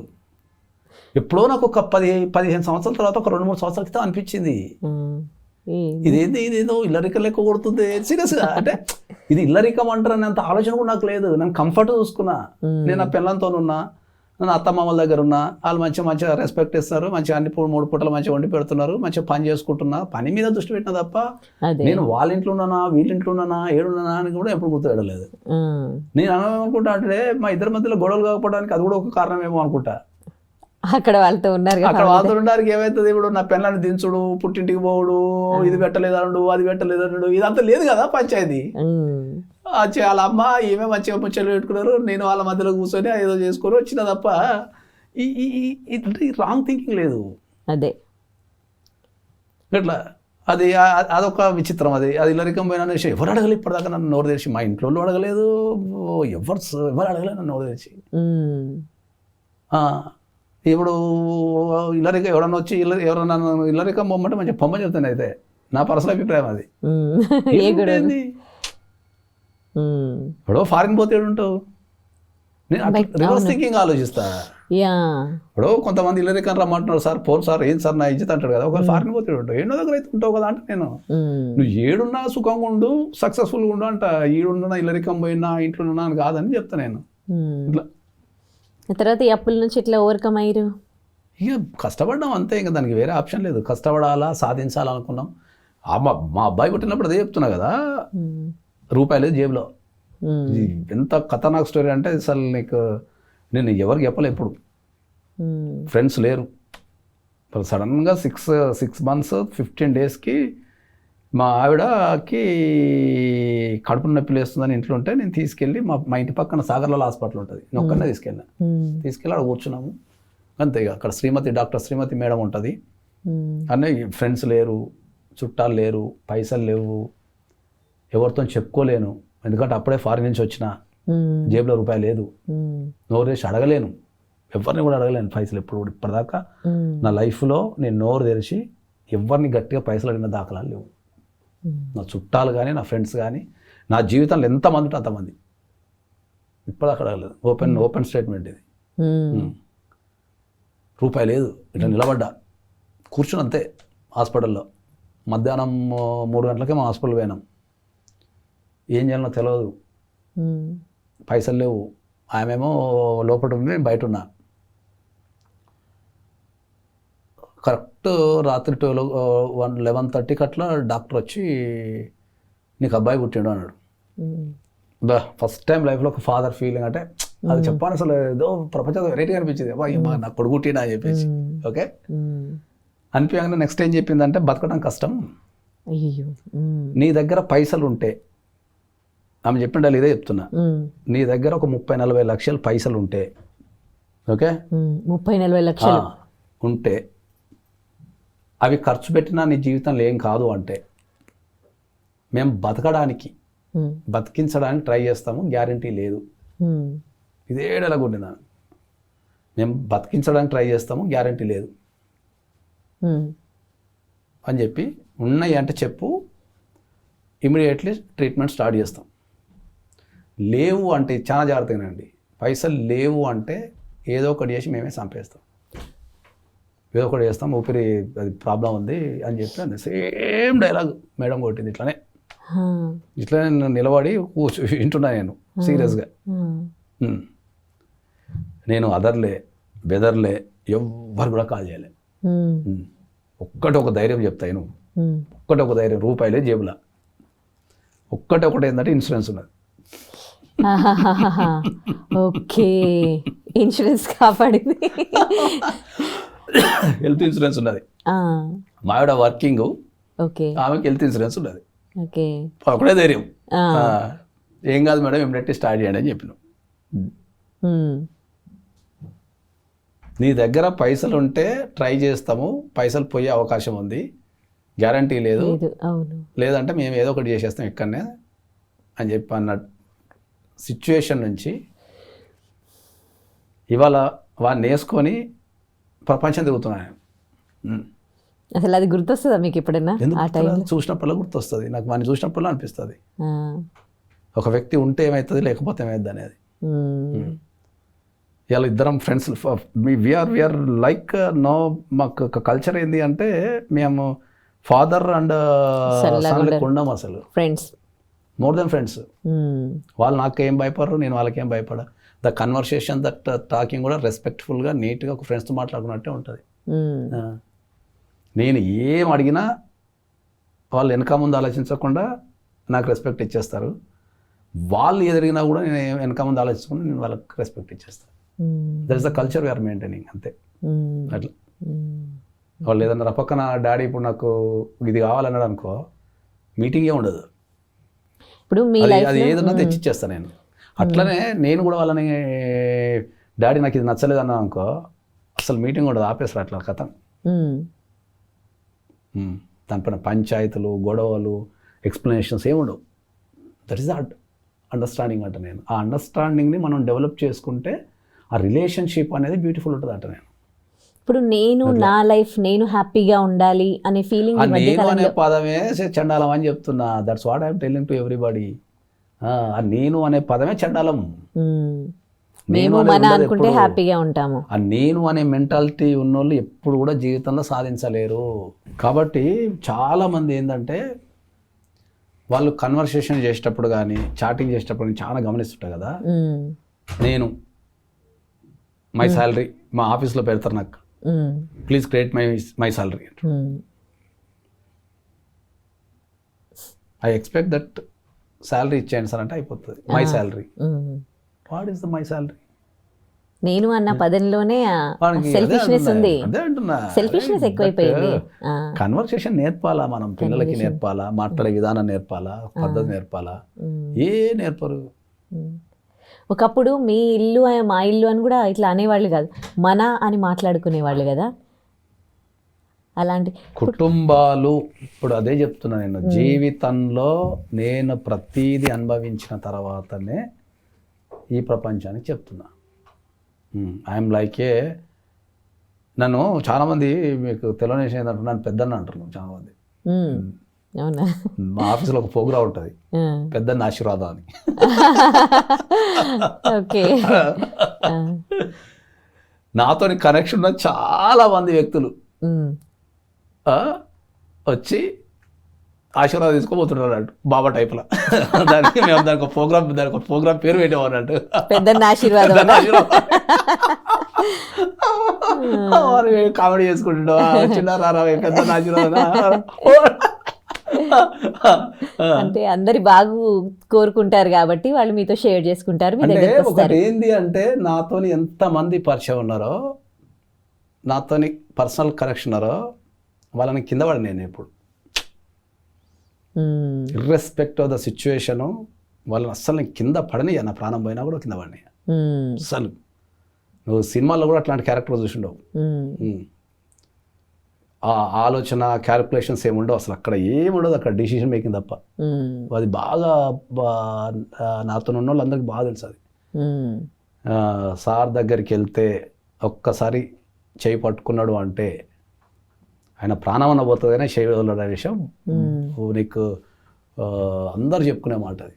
అంటే నేను మనిషిని కాపాడుకుంటా, నాకు డబ్బుతో ఏముంది అంటే నాకు డబ్బుతో ముఖ్యం కాదు. విలువలు తెలిసిన మనిషికి, ఎథిక్స్ తెలిసిన మనిషికి నేను డబ్బుని కాపాడుకుంటా తప్ప డబ్బు ఇంపార్టెంట్ కాదు, మనిషిని కాపాడుకోవాలంట. కాబట్టి నా బిహేవియర్ కానీ స్ట్రక్చర్డ్ బిహేవియర్ ఉంటుంది. అట్లా ఎవరితోనైనా కూడా ఒక కోఆర్డినల్ రిలేషన్షిప్ ఉంటుంది. నేను ఒకటే కోరుకుంటాను, ఎవరన్నా చూస్తే వాళ్ళకి ధైర్యం రావాలా అనే ఫీలింగ్ వస్తే చాలు, అదే జీవితం అనుకుంటా తప్ప వాళ్ళని యూజ్ చేసుకోవడం కానీ, వాళ్ళని ఇంకో రకంగా వాళ్ళతోని ఫేక్ ఫ్రెండ్షిప్ చేయడం కానీ ఇవి ఉండవు నా దగ్గర. రీసెంట్గా ఒక కామెంట్ చూసిన, ఒక పర్సన్ ఈయన చెప్పేవన్నీ ఇది ఎవరికి హెల్ప్ కూడా చేయడు అని కొంచెం నెగిటివ్గా మాట్లాడడం జరిగింది. అసలు హెల్పింగ్ నేచర్ కూడా కాదు అని నెగిటివ్ కామెంట్ చేశారన్నమాట. డబ్బులు బాగా తీసుకుంటాడు. కామెంట్స్ గురించి మాట్లాడితే నాకు సంబంధం లేని వ్యక్తి కామెంట్ చేస్తే నాకు సంబంధం లేదు. నేను ఒక వీడియో వదిలిపెట్టిన తర్వాత ప్రపంచవ్యాప్తంగా ఉన్న వాళ్ళు ఒక వీడియోని బేస్ చేసుకొని కామెంట్ చేస్తే నాకు సంబంధం లేదు. That is the first point. Second point వస్తే, ఇప్పుడు ఎవరికి హెల్ప్ చేయాలంటే నేను ప్రొఫెషన్ పరంగా ఎవరికి ఎందుకు హెల్ప్ చేస్తాను? నేను ప్రొఫెషన్ పరంగా నువ్వు నాకు వస్తావు, ఒక ఫీజు ఇస్తావు, ఆ ఫీజుకి తగ్గట్టు న్యాయం చేస్తా తప్ప అని హెల్ప్ ఎందుకు చేస్తాను నేను? అది సెకండ్ పాయింట్. థర్డ్ పాయింట్, ఫీజులకు వచ్చారికి ఏంది అంటే ఏంటంటే ఫీజులు బాగా తీసుకుంటాడు అంటే అసలు అడ్వకేట్కి ఇచ్చే ఫీజులు, ఈ భారతదేశంలో అడ్వకేట్కి ఇచ్చే ఫీజులు అసలు అవి ఫీజులే కావని చెప్తాను నేను, సీరియస్గా చెప్తాను. నేను చాలా మళ్ళీ ఒకసారి తక్కువ కామెంట్ అంటారా? నేనా అది చాలా తక్కువ అంటారా? అసలు ఫీజులే కావు అవి. ఓకే. అసలు అవి నేను పీనట్స్ కింద అసలు ఫీజుల కింద కూడా పరిగణించవాటిని నేను. ఎందుకు అది ఎవరి క్యాల్కులేషన్ కూడా అర్థం కాదు. నేను ఒక విషయాన్ని చెప్తే ఒక క్యాల్కులేషన్ అర్థం కాదు. మరి ఆ పీనట్స్ తోటే కదా మీరు కోటీశ్వరులు అయ్యారు. నేను పీనట్స్తోని కోటీశ్వరులు అయినా అన్నది ఇప్పుడు టాపిక్. నేను కోటీశ్వరుని దేనికైనా అనేది కాదు, అడ్వకేట్ ఫీజుల మీద టాపిక్. అడ్వకేట్కి ఇండియాలో ఇచ్చే ఫీజులు అవి ఫీజులు కావు అని చెప్తున్నాను నేను. ఎందుకంటే నేను ఈ మాట చెప్పే ముందు, బీయింగ్ అడ్వకేట్ ఈ మాట చెప్పే ముందు నేను ఎంతో రీసెర్చ్ చేసి అనుభవించి చెప్తున్న మాటలు అవి.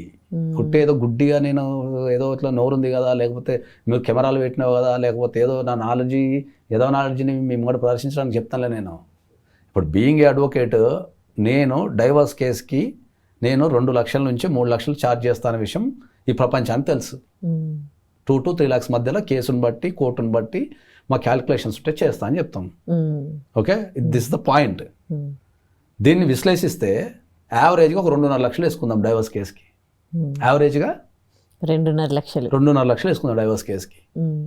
డైవర్స్ కేసుకి 2.5 లక్షలు వేసుకుంటే ఒక్క డైవర్స్ కేసు యావరేజ్గా మన భారతదేశంలో 2.5 సంవత్సరాలు జరుగుతుంది. 2.5 సంవత్సరాలు 30 నెలలు జరుగుతుంది యావరేజ్గా. కొన్ని 2 సంవత్సరాలకు కూడా వస్తాయి, కొన్ని సంవత్సరాలకు కూడా వస్తాయి, కొన్ని 3 సంవత్సరాలకు కూడా వస్తాయి. యావరేజ్ మనం క్యాలిక్యులేషన్ చేసుకుంటే 2.5 సంవత్సరాలు డైవర్స్ కేసు జరిగే ప్రాసెస్. నేను 2 సంవత్సరాలు చెప్తా, ఎందుకంటే నేను యావరేజ్ తీసుకుంటాను 2 సంవత్సరాలకు. కొన్ని ఒక 6 నెలలు ఎక్కువైనా క్లయింట్ ఫీల్ కాడు, 2.5 సంవత్సరాలకు 6 నెలలు ఎక్కువైనా ప్రతి జరుగుతుంది ఫీల్ కాడు. కొన్ని సంవత్సరాలకే క్లోజ్ అవుతాయి, కొన్ని సంవత్సరాలకే క్లోజ్ అవుతాయి. డిఫరెంట్ ఇష్యూస్ ఉంటాయి. ఇప్పుడు 2.5 లక్షలు డివైడెడ్ బై 30 నెలలు ఎంత వస్తుంది? 2.5 లక్షలు డివైడెడ్ బై 30 నెలలు ఎంత వస్తుంది? నాకు తెలిసి 7,500 వస్తుంది అనుకుంటున్నాను నేను. ఎంత వస్తుంది అట్లా చూడండి, చూద్దాం అది కూడా ఒకసారి. నేను 2,50,000 డివైడ్ బై 30 నెలలు వేస్తే 8,300 వస్తున్నాయి ఒక నెలకి. ఒక నెలకు 8,300 రూపాయలు నాకు నువ్వు ఈఎంఐ కడుతున్నావు నీ డైవర్స్ కేసు కోసం. 8,300లలో నువ్వు ఎప్పుడు కాల్ చేసినా ఎత్తాలా, నువ్వు ఎప్పుడు అపాయింట్మెంట్ అయినా ఇవ్వాలా. ఓకే, ప్రతి వాయిదా కోర్టుకు పోవాలా. ఓకే, ఒక డ్రాఫ్టింగ్ పర్సన్ని మేము సాధాలా. నీకు డ్రాఫ్టింగ్ చేయాలంటే నేను చేయను డ్రాఫ్టింగ్. ఓకే, ఒక టైపిస్ట్ ఉంటాడు, నేను టైప్ కొట్టాను కదా, ఒక టైపిస్ట్ని సాధాలా. ఒక అప్లికేషను దాన్ని నెంబరింగ్ చేస్తానికి ఒకరిని పెట్టి దాన్ని నెంబరింగ్ చేయించాలా. అయిపోయిందా? దానికి ఆ కేసుకి డైలీ రెగ్యులర్ పోతానికి ఒక జూనియర్ని పెట్టాలా. నువ్వు అడిగినప్పుడు టైమింగ్ ఇవ్వాలా, నువ్వు అడిగినప్పుడు గంటలు మాట్లాడాలా, నీతో మాట్లాడాలా. ఇన్ని చేస్తే మాకు ఒక నెలలో 800 ఇస్తే సరిపోతుంది. మేము సాఫ్ట్వేర్లు కొనాలా, ఆఫీస్ రెంట్ కట్టాలా, వైఫైలు, క్లీనింగ్, ఫైల్ మెయింటెనెన్స్, ఇన్ని రాస్తే ఏమి రాదు దాంట్లో. ఇండియాలో లాలో ఎందుకు క్వాలిటీ పడిపోయింది? ఏ అడ్వకేట్తో ఎవరు ఎందుకు సాటిస్ఫై లేరు? నేను ఈ విషయాన్ని కొన్ని లక్షల సార్లు చెప్పిన, మళ్ళీసారి చెప్తున్నా, ధైర్యంగా చెప్పాలి కదా నేను. ఏ అడ్వకేట్తో ఎవరు సాటిస్ఫై ఎందుకు లేరు? ఎందుకు అంటే సిస్టమ్ మీద ఎవరికి అవగాహన లేదు. సిస్టమ్ మీద ఎవరికి అవగాహన లేదు. లాలో క్వాలిటీ ఎందుకు లేదు? జనాలకు పేయింగ్ కెపాసిటీ లేదు కాబట్టి వాళ్ళు ఎంత ఇస్తే అంత తీసుకొని అంతనే పని చేస్తున్నారు. ఓకే, నువ్వు టెస్లా కార్ ఫ్యూచర్స్ని మారుతి 800లో అడుగుతావా? నీకేమో టెస్లా కార్ ఫ్యూచర్స్ కావాలా, నీ పేమెంట్ ఏమో మారుతి 800 ఉంటుంది. ఎవరికి అర్థమవుతుంది ఈ విషయం చెప్తే? నీకు చూస్తానికి 2.5 లక్షల లెక్క ఉన్నది అది. నేను దాన్ని మొత్తం విభజించి నేను 2 లక్షలు నేను సేవ్ చేస్తే నాకు ఏం రావటం లేదు దాంట్లో. ఇదే డైవర్స్ కేసు నేను అమెరికాలో చేస్తున్నా. అమెరికాలో ఫీజు ఎంత ఇస్తా తెలుసా? డాలర్స్లో ఉంటాయి. డాలర్స్ పెట్టి అమెరికాలో ఫీజు ఎంత ఇస్తా తెలుసా నీకు? ఎంత? మినిమం ఒక డైవర్స్ కేసుకి 25 lakhs ఇస్తారు. ఇదే డైవర్స్ కేసు నేను లండన్లో వాదిస్తున్నా. లండన్లో వాదిస్తా కూడా అంతే ఇస్తారు. అదే డైవర్స్ కేసు దుబాయ్లో వాదిస్తాం. దుబాయ్లో కూడా 15 lakhs మినిమం ఇస్తారు. Time period 1 year. ఈ 3 కంట్రీస్లో టైం పీరియడ్ 1 year ఉంటుంది. 1 yearలో నేను 25 lakhs నేను తెచ్చుకుంటా ఒక డైవర్స్ కేసు వాదించి.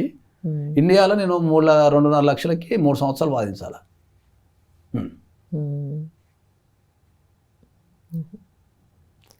లాలో చేంజెస్ నేను చెప్పిన చేంజెస్ మీరు లాలో చేయండి, క్లయింట్స్ కానీ అడ్వకేట్లు కానీ.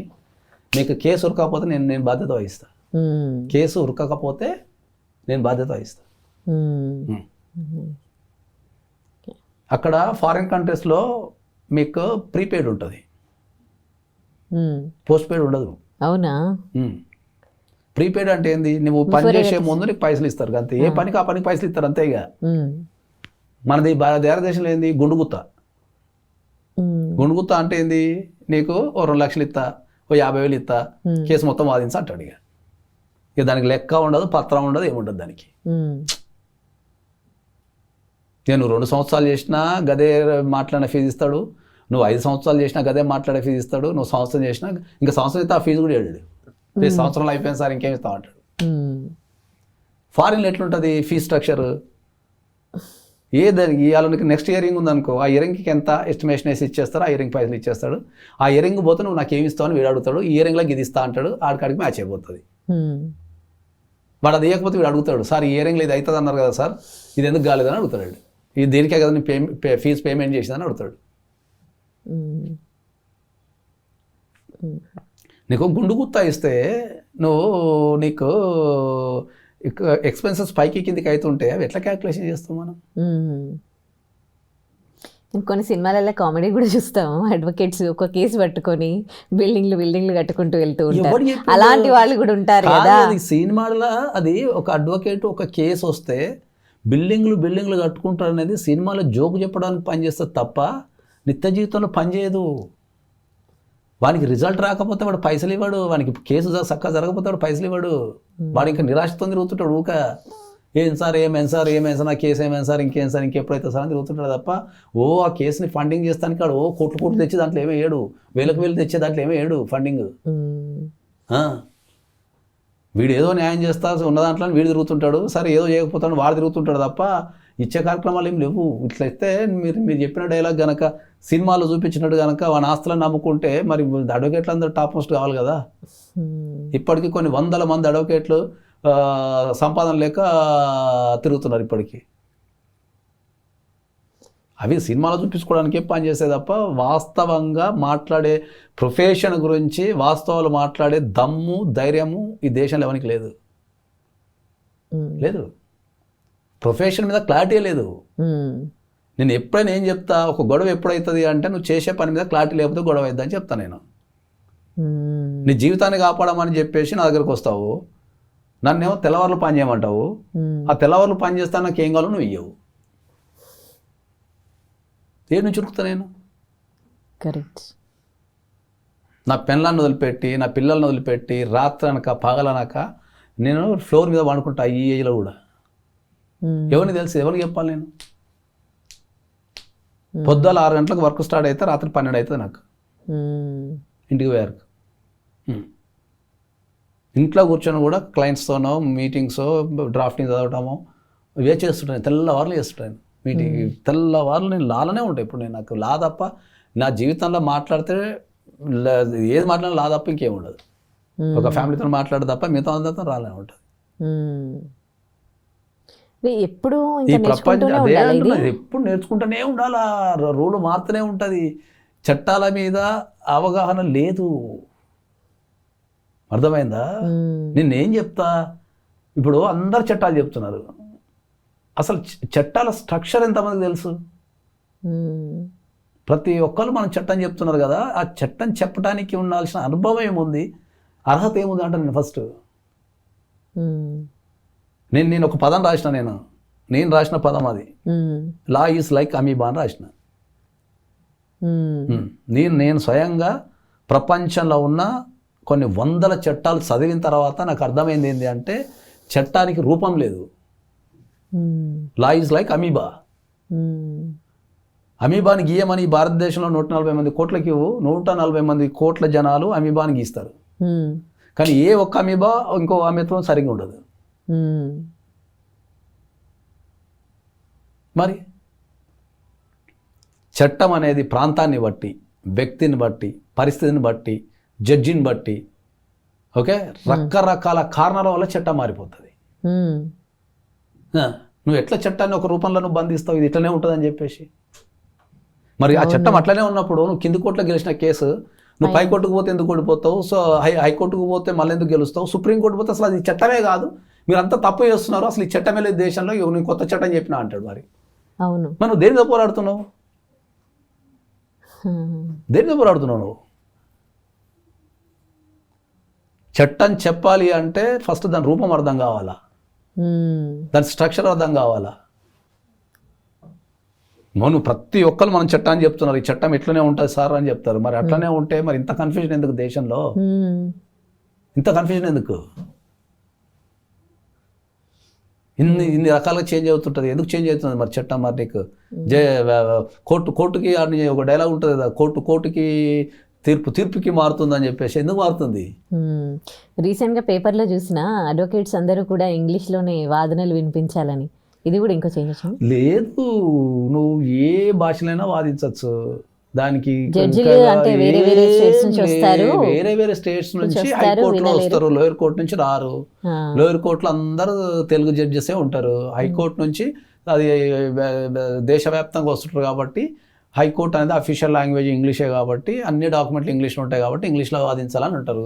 హైకోర్టులో కూడా తెలుగు జడ్జెస్ ఉంటారు, తెలుగు వాదిస్తారు. ఇంగ్లీష్ చదువుకున్న ఎట్లా వాదిస్తాడు? అదేం లేదు. అది తర్వాత రెండోది ఏముంటుంది, నేను చేసినన్ని ప్రయోగాలు లాలో ఎవరు చేయాలి? నేను 100 ప్రయోగాలు చెప్తాను నేను, 100. అంటే ఏం ప్రయోగాలు? ఇప్పుడు సైలాజిస్ట్ అని ఒక పదం ఉంది. ఏంటి సైలాజిస్ట్? గూగుల్లో కొట్టండి ఒకసారి. అవునా, స్పెల్లింగ్ చెప్పండి. PSY సైల్ LAW JAST.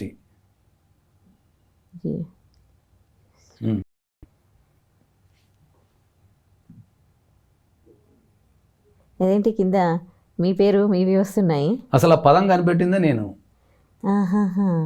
చట్టం పుట్టి ఇన్ని వేల సంవత్సరాలు అయ్యి ఇన్ని కోట్ల మంది అడ్వకేట్లు ప్రపంచవ్యాప్తంగా పనిచేస్తుంటే సైలాజిస్ట్ అనే పదం కనిపెట్టిందే నేను. నాకు ట్రేడ్ మార్క్ ఉంది దాంట్లో, ప్రపంచవ్యాప్తంగా దానికి ట్రేడ్ మార్క్ ఉంది నాకు. ఒక గూగుల్ చెప్పలేని వర్డ్ అది, అది సైలాజిస్ట్ అనే పదం. ఏంటి అది అసలు? అంటే సైకాలజీ ప్లస్ లా రెండు కలిపి చెప్పే వ్యక్తిని సైలాజిస్ట్ అంటారు. ఓకే. ఇంత అభివృద్ధి చెందిన దేశాలు, అమెరికా కావచ్చు, ఇంత అభివృద్ధి చెందిన యూరప్ కావచ్చు, ఆస్ట్రేలియా కావచ్చు, ఇంతమంది కొన్ని లక్షల కోట్ల కేసులు వాదించి కొన్ని కోట్లు సంపాదించి చట్టాన్ని గజగడవనికి ఇచ్చిన వ్యక్తులు కూడా అది కనిపెట్టలేకపోయాను. మరి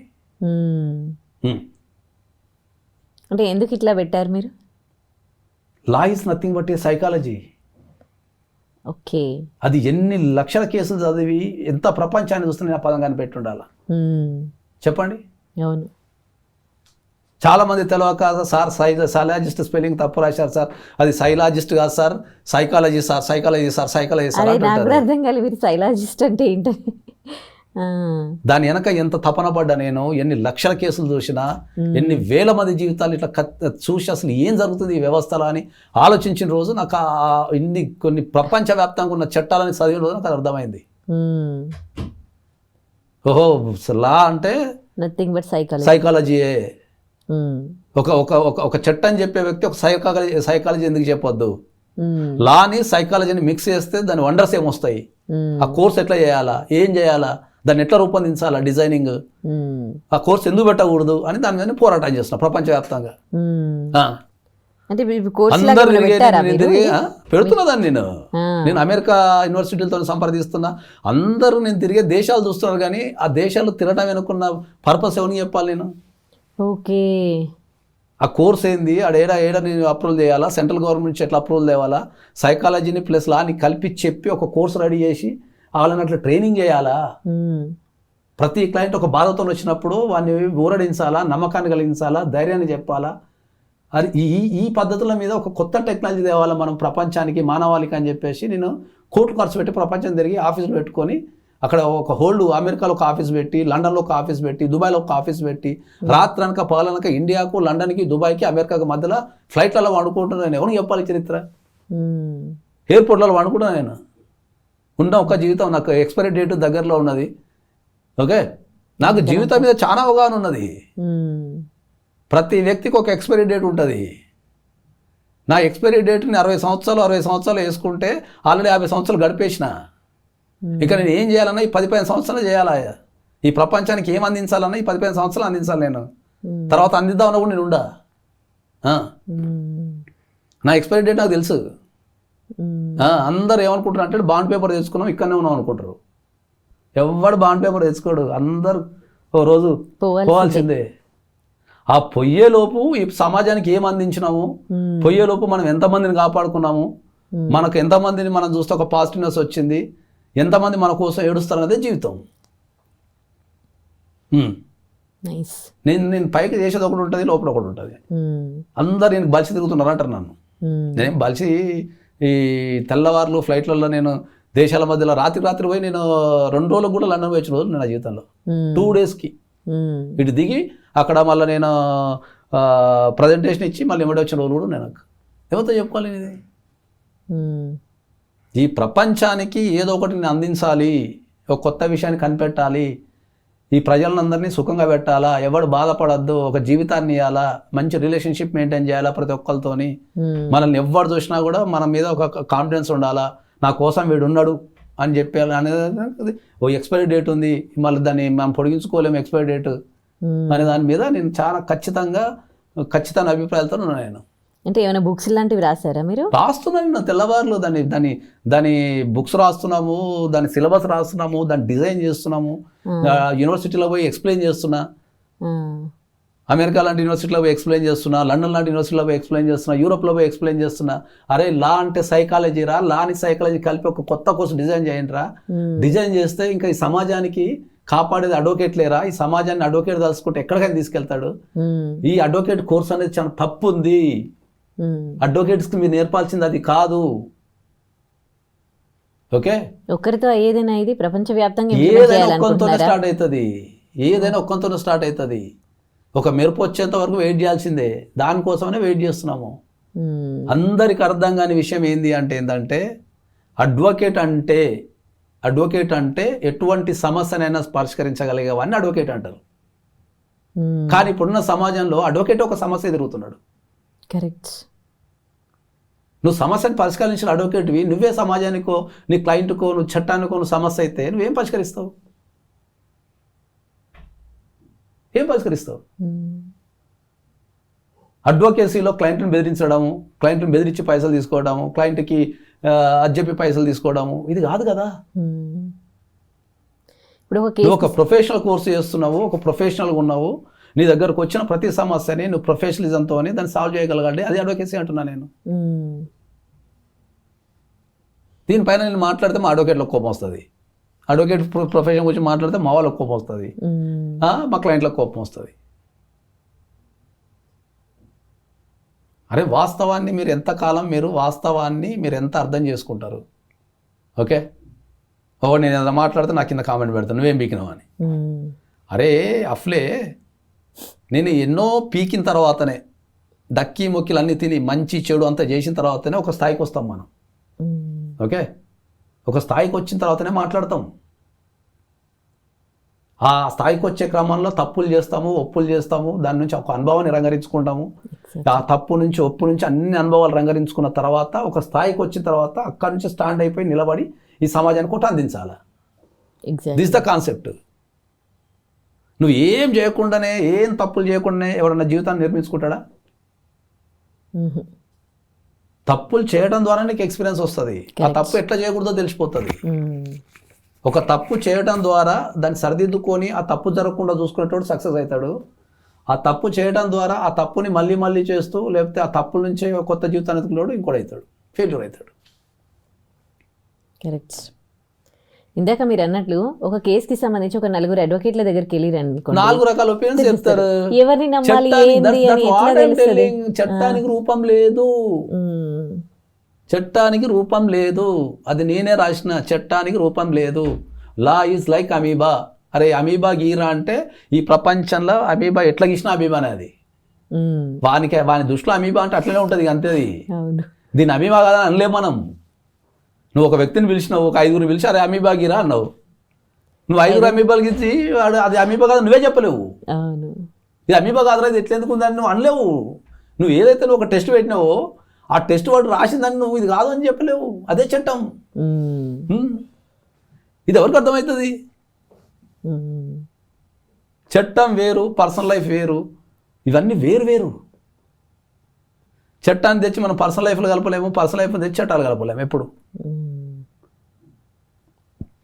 నా జీవితంలో ఎదుర్కొన్న అతిపెద్ద సమస్య ఏం తెలుసా? నేను స్ప్లిట్ పర్సనల్ టైప్లో మాట్లాడాలా. సమాజ చట్టం చెప్పేటప్పుడు ఒకటి ఉంటుంది, పర్సనల్ లైఫ్ ఒకటి ఉంటుంది. నేను మాట్లాడేటప్పుడు అడ్వకేట్ కింద మాట్లాడుతున్నానా లేకపోతే హ్యూమన్ బీయింగ్ కింద మాట్లాడుతున్నా అనేది మీరు నేను మాట్లాడదాన్ని బట్టి మీరు చూసుకోవాలి ప్రోగ్రాము.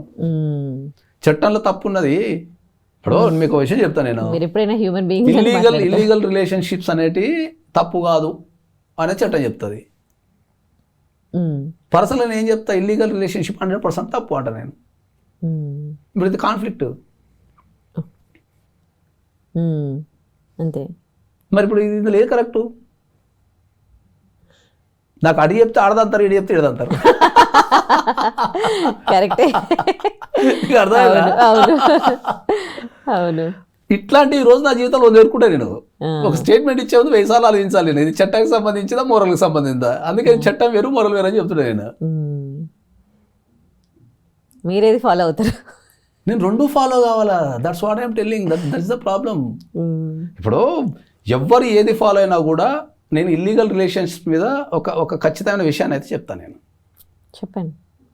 ఈ ప్రపంచం అంతా ఏమని చెప్పుకొని తిరుగుతుంది, ఇంక్లూడింగ్ అడ్వకేట్లతో సహా ఏమని చెప్పుకొని తిరుగుతున్నది, సుప్రీంకోర్టు చెప్పింది ఇల్లీగల్ రిలేషన్షిప్స్ అనేటివి తప్పు కావు అని సుప్రీంకోర్టు చెప్పింది, కాబట్టి ఎవరితోనే తిరగచ్చు అని చెప్తున్నారు. సుప్రీంకోర్టు ఇల్లీగల్ రిలేషన్షిప్స్ అనేటివి తప్పు కావు, ఎవరితోనే తిరగచ్చు అని చెప్పలా, చట్టాన్ని చెప్పింది. చట్టాన్ని చెప్పే క్రమంలో ఆడవాళ్ళ రైట్స్ ఏంది, మగవాళ్ళ రైట్స్ ఏంది, ఇవి ఈక్వల్గా లేవు కాబట్టి అది కూడా వీక్తున్నా అన్నది. అంతే తప్ప నీకు ఇల్లీగల్ రిలేషన్స్ పెట్టుకొని తప్పు కాదు, మీరు మొత్తం తెల్లవారులు వేసుకుని తిరగండి అని చెప్పలేదు సుప్రీంకోర్టు. ఆ జడ్జిమెంట్ నేను ఎప్పుడన్నా ఒక రోజు నాకు టైం ఉన్న రోజు అసలు ఎగ్జాక్ట్లీ ఇల్లీగల్ రిలేషన్స్ మీద సుప్రీంకోర్టు ఏం చెప్పింది అనే విషయాన్ని నేను ప్రజలకు చెప్తాను. ఏదో ఒక రోజు టైం దొరకక చెప్తాను నేను. ఇప్పుడు నేను మీరు చాలాసార్లు అన్నారు కింద ఎగ్జామ్షన్స్ ఉంటాయి, అర్థం చేసుకోవాలా. నీకు ఎక్కడ కూడా సుప్రీంకోర్టును పోయి ఇల్లీగల్ రిలేషన్ పెట్టుకొని తిరుగు నేను ఇవ్వడమని చెప్పాలా. అర్థమైందా? గది అంతే. ఇప్పుడు అది ఎట్లుంటుంది అంటే డ్రంక్ అండ్ డ్రైవ్ టైపులో ఉంటుంది. 30 బిలో వస్తే నేను పట్టుకోరు, తాగినా కూడా 30 బిలో వస్తే పట్టుకోరు, ఏమో వస్తే పట్టుకుంటారు. మరి ఇప్పుడు డ్రంక్ అండ్ డ్రైవ్ తప్ప ఉప్ప చెప్పిగా, టిపికల్ ఇదే కదా. నువ్వు డోంట్ డ్రింక్ అండ్ డ్రైవ్ అంటున్నావు, డ్రింక్ చేసిన డోంట్ డ్రింక్ అండ్ డ్రైవ్ అంటున్నావు తప్ప మరి drink up to 30 ml it's not a crime, above 30 mg is a crime అనేది చెప్పచ్చు కదా.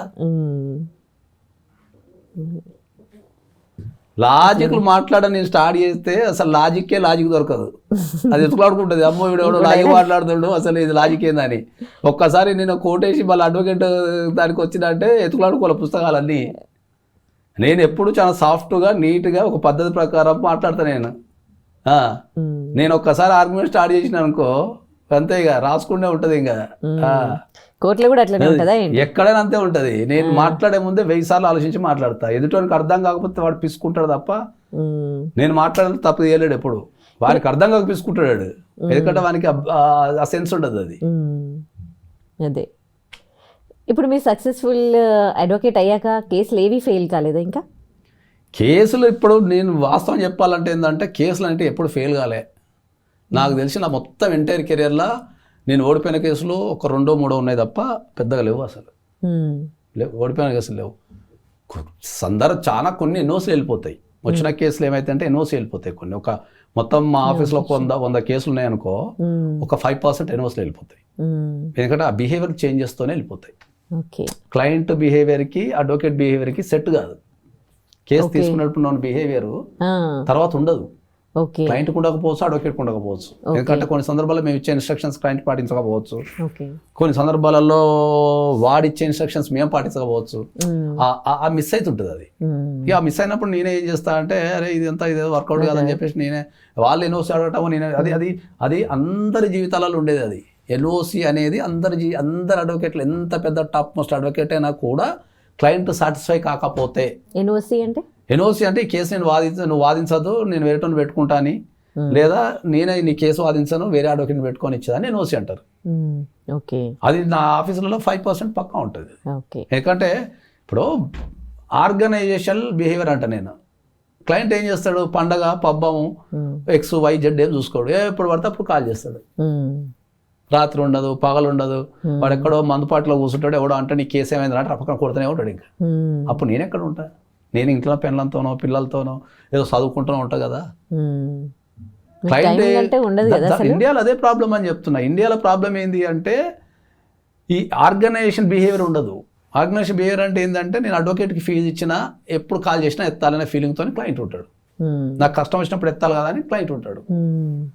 మేము కోర్టులో ఉంటాము, డ్రాఫ్టింగ్ చేస్తుంటాము, మీటింగ్లు ఉంటాము, పోలీస్ స్టేషన్లు ఉంటాము, పెద్ద మనుషుల పంచాయతీ ఉంటుంది.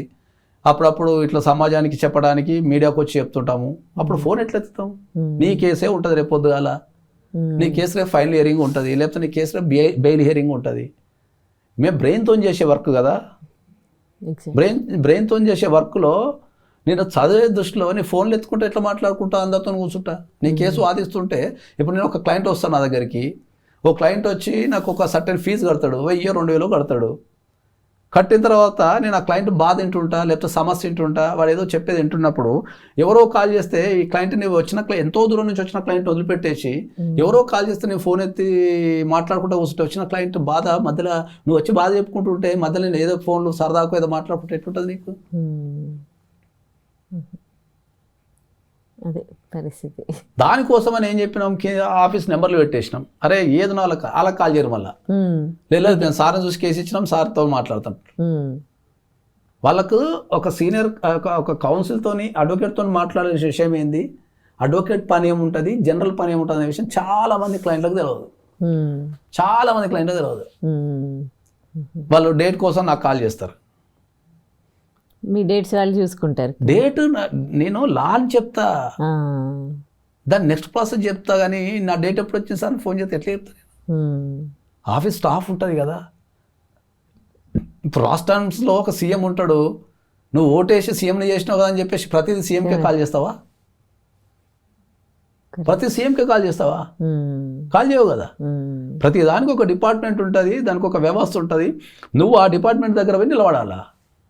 అట్లనే ఒక లా ఫామ్ అన్న తర్వాత డిపార్ట్మెంట్లు ఉంటాయి. నా కేసు ఎక్కడ ఆగింది, ఎవరి దగ్గర ఉంది, ఇది ఎవరు చూస్తున్నారు నాలెడ్జ్ నీకు ఉంటే నీకు ఈజీ అవుతుంది. నువ్వు కేసు నాగేశ్వరరావు పూజారికే ఇచ్చినావు, కానీ నాగేశ్వరరావు పూజారి కూడా ఒక 20 మందితో కలిసి పనిచేస్తున్న కేసు బయటకు వస్తుంది. ప్రతిదానికి నువ్వు నాగేశ్వరరావు పూజారిని బాధని చేస్తావా?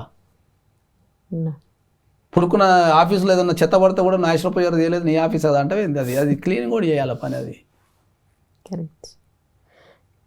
జనాలకి మనము వ్యవస్థ నడిచే విధానాన్ని చెప్పగలగాల, ఒక వ్యవస్థ ఎట్లా రన్ అవుతుంది అని చెప్పగలగాల. నీకు వ్యవస్థ మీద ఎప్పుడైతే నీకు అవగాహన ఉంటుందో అప్పుడు నీ జీవితంలో సక్సెస్ ఉంటుంది. నువ్వు వ్యవస్థ మీద అవగాహన లేకుండా నాకు నచ్చిందే కావాలని మంకుపట్టు కూర్చుంటే చూడు, అప్పుడే ప్రాబ్లం స్టార్ట్ అవుతుంది. రైట్. ఫైనల్గా మీ సక్సెస్ సీక్రెట్ చెప్పి మన ప్రోగ్రామ్ క్లోజ్ చేద్దామా? సక్సెస్ సీక్రెట్ ఏమి ఉండదు, ఒక్కటే చెప్తా అందరికీ, నిజాయితీగా కష్టపడండి. నిజాయితీగా కష్టపడండి ఫస్ట్ పాయింట్. జీవితంలో ఉన్న ప్రతి వ్యక్తిని కాపాడుకోండి అని చెప్తాను నేను ఫస్ట్. వాళ్ళతో గొడవలు పెట్టుకోవడము, చండాలంగా మాట్లాడడము, వాళ్ళని ఇబ్బంది పెట్టడము గురి చేయొద్దని చెప్తాను నేను. ప్రతి వ్యక్తి, ఈ ప్రపంచంలో పుట్టిన ప్రతి ప్రాణి విలువైందే, వాళ్ళని మనం కాపాడుకున్నప్పుడే మన విలువ వాళ్ళకి తెలిసేలా చేయండి అంట. ఉన్న ఒక్క జీవితానికి ఎక్స్పైరీ డేట్ ఉన్న జీవితాలకు మీదేసుకొని ఏం పోతావు మీదేసుకొని? Excellent message. ఎక్స్పైరీ డేట్ రోజు చూసుకో అని చెప్తాను నేనైతే సీరియస్గా చెప్తున్నా కదా. ప్రతిరోజు నేను ఎక్స్పైరీ డేట్ చూసుకుంటా, ప్రతిరోజు ఎక్స్పైరీ డేట్ చూసుకుంటా నేను. నాకు ఎక్స్పైరీ డేట్ దగ్గరకు వస్తుంది అంటే ఎందుకు అట్లా డిసైడ్ అయిపోయారు? 60 అది వాస్తవమే కదా. అట్లా ఎట్లా వాస్తవము? అది వాస్తవమే కదా. జీవితంలో కాదు, జీవితంలో ఎవరికి నమ్మకం ఉంది? నువ్వు ఉంటావని గ్యారంటీ ఏముంది? లేము అని కూడా. నా లైఫ్లో కొన్ని లక్షల జీవితాలను చూసిన, ఇట్లా లేవగానే చచ్చిపోయిన వాళ్ళు కొన్ని 100 మందిని చూసిన నేను, 100 మందిని చూసిన. ఇట్లా లేవగానే రపక్కన ఏమన్నా వాడు చచ్చిపోయినట్టు కదా అంటే కూడా ఏమలేని పరిస్థితి ఉంటుంది. ఇప్పుడు మనం మాట్లాడితే ఒక విజయారెడ్డి కేసు ఉంది, అందరం ఇట్లా లేచి ఉలికిపడ్డాం. చూస్తే కష్టాలు లేవు, ఏం లేవు, ఎవరికి ఏం దొరుకుతాం లేదు. ఇద్దరు యువకుల్ని, ఒక యువకుని భుజాల మీద వేసుకొని కనిపించిన ఒక తల్లి ఇద్దరిని తీసుకెళ్లి చంపేసింది అంటే సమాజం ఎక్కడ ఫెయిల్ అయిందని అడుగుతున్నా నేను. అంటే నీ చుట్టుపక్కల ఉన్న వ్యక్తులను కాపాడుకోలేవా? ఇది నేను అడిగేది సమాజానికి, నేను ఇదే అడుగుతున్నా. నేను ఒక సమాజంలో ఒక మర్డర్ జరిగింది అంటే నాతో సహా ప్రతి ఒక్కల బాధ్యత ఉంది అని చెప్తాను. నేనేం తప్పించుకొని పారిపోతానులే, నేను ఒక్కరిని సొక్కమని చెప్తానులే. ఒక వ్యక్తి ఒకరిని చంపిండు, లేకపోతే ఒక వ్యక్తి చచ్చిపోయిండు అంటే మన సమాజంలో ఒక మనిషికి తోడు ఉండాల్సిన ఈ సమాజంలో ఒక వ్యక్తి చంపటము చనిపోవడం చేసిండంటే ఈ సమాజంలో ఉన్న ప్రతి ఒక్కరు బాధ్యత వహించాలి అని చెప్తాను నేను. బతికున్నప్పుడు 1 రూపాయి లేవు, చచ్చిపోయిన తర్వాత తన బంధం మీద పెడతావు నువ్వు. మన బంధం మీద పెడతావు నువ్వు. కొన్ని లక్షల కేసులు చెప్తా నేను. ఒక ఉదాహరణ చెప్తా నేను. ఇప్పుడు ఒక కేసులో, రీసెంట్గా జరిగిన ఒక కేసులో తల్లిదండ్రులు వాళ్ళు లవ్ మ్యారేజ్ చేసుకుంటే తల్లిదండ్రులు వద్దరు అని చెప్పేసి వాడు చచ్చిపోయాడు. చచ్చిపోయిన తర్వాత తల్లి ఏడుస్తుంది, ఇప్పుడు పెళ్లి చేస్తలేరా అని ఏడుతుంది. బతుకున్నప్పుడేమో పెళ్లి చేయకుండా చంపేసినావు, వాడు చచ్చిపోయిన తర్వాతనేమో ఇప్పుడు నేను పెళ్లి చేస్తాను, నువ్వు గదానికి చచ్చిపోతావు అని ఎడుతున్నావు. నీకు ఏం నాలెడ్జ్ ఉంది? ఏం నాలెడ్జ్ ఉంది? చట్టం వేరు, పర్సనల్ లైఫ్ వేరు. 18 సంవత్సరాలు వచ్చిన తర్వాత ఆ వ్యక్తి మీద ఈ ప్రపంచంలో ఎవ్వరికి కూడా అధికారం లేదు, అది చట్టం. ఓకే, మోరల్ ఏంది? వాడు 18 సంవత్సరాలు వచ్చినా 80 సంవత్సరాలు వచ్చినా వాడిని తప్పు చేయకుండా పెంచాల్సిన బాధ్యత తల్లిదండ్రులది. ఇది మోరల్. వాడు నాకు 18 సంవత్సరాలు వచ్చినాయి, నా ఇష్టం నాడు చేసుకుంటాడు, వాడనికి లేదు. ఓకే, నువ్వు నా కొడుకువి, నా బిడ్డవి, నేను చెప్పినట్టు వీడనికి లేదు. ఈ రెండింటి అండర్స్టాండింగ్ ఉంటేనే వ్యవస్థ. కరెక్ట్. దీన్ని ఎవడు అండర్స్టాండింగ్ చేయాలా? పిల్లలకు వికాసాన్ని ఇవ్వాలా, వ్యక్తిత్వాన్ని ఇవ్వాలా, నేర్పాలా. ఇంట్లో తల్లిదండ్రులు ఉంటే ఎట్లా, ఒక ఆడపిల్లలతో ఎట్లా బిహేవ్ చేయాలా, ఒక మొగలతో ఎట్లా బిహేవ్ చేయాలా, కుటుంబాన్ని ఎట్లా కాపాడుకోవాలా. కుటుంబం అంటే బలం అనే విషయాన్ని, ఫ్రెండ్షిప్ అంటే బలము, కుటుంబం అంటే బలము. ప్రతి రిలేషన్షిప్ వల్ల మనకు న్యాయమే జరుగుతుంది తప్ప ఏ రిలేషన్షిప్ వల్ల అన్యాయం జరగదు. ఒక అక్కున్నా, ఒక చెల్లున్నా, ఒక అన్నున్నా, నాన్నున్నా, తమ్ముడున్నా, పిన్నులున్నా, బాబాయిలున్నా, జీవితంలో వీళ్ళందరూ ఉండాలని ప్రతి ఒక్కడు కోరుకుంటాడు. కానీ వీళ్ళందరికీ నువ్వేం చేయకుండా మాత్రం అందరూ ఉండాలని కోరుకుంటావు. వాళ్ళందరూ ఏం నుంచి వస్తారు?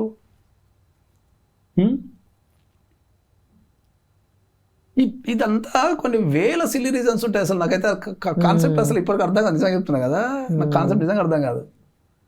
నువ్వు పెళ్లి చేసుకోవాలంటే వీళ్ళంతా చుట్టాలంతా వచ్చి ఆశీర్వదిస్తూనే పెళ్ళి, అంతేనా? నువ్వు పెళ్లి చేసుకోవాలి, నీ ఇంట్లో ఒక ఫంక్షన్ జరగాల, నీ ఇంట్లో ఒక గృహప్రవేశం జరగాల, నీ ఇంట్లో ఒక XYZ జరగాల అంటే నీకు సంబంధించిన వాళ్ళందరూ వస్తేనే ఆ ఫంక్షన్ సక్సెస్ అవుతుంది. ఇక్కడ కాన్సెప్ట్ ఏంటంటే ఆ అందరూ మనస్ఫూర్తిగా వస్తున్నారా, బలవంతంగా వస్తున్నారా? వాళ్ళందరినీ ఎందుకు పిలిపించుకుంటావు నువ్వు? వాళ్ళతో కూర్చొని ప్రశాంతంగా ముచ్చట పెట్టి కష్ట సుఖాలు మాట్లాడుకొని ఓకే, ఒక మానసికమైన బలం పొందడానికి వాళ్ళందరినీ పిలిపించుకుంటావు నువ్వు. నేనైతే అదే ఫీల్ అవుతా. నువ్వు ఫంక్షన్కి పేరు మీద అందరినీ పిలిచేసుకొని ఆడ కూడా మళ్ళీ పంచాయతీలు పెడుతుంటాను. నాకు చీర పెట్టలే, నాకు నగ పెట్టలే, నాకు తిండి పెట్టలే, నాకు బొక్కేయలే, ముక్కేయలే, మందు పోయలే. ఇది పంచాయతా? ఇది పంచాయతా?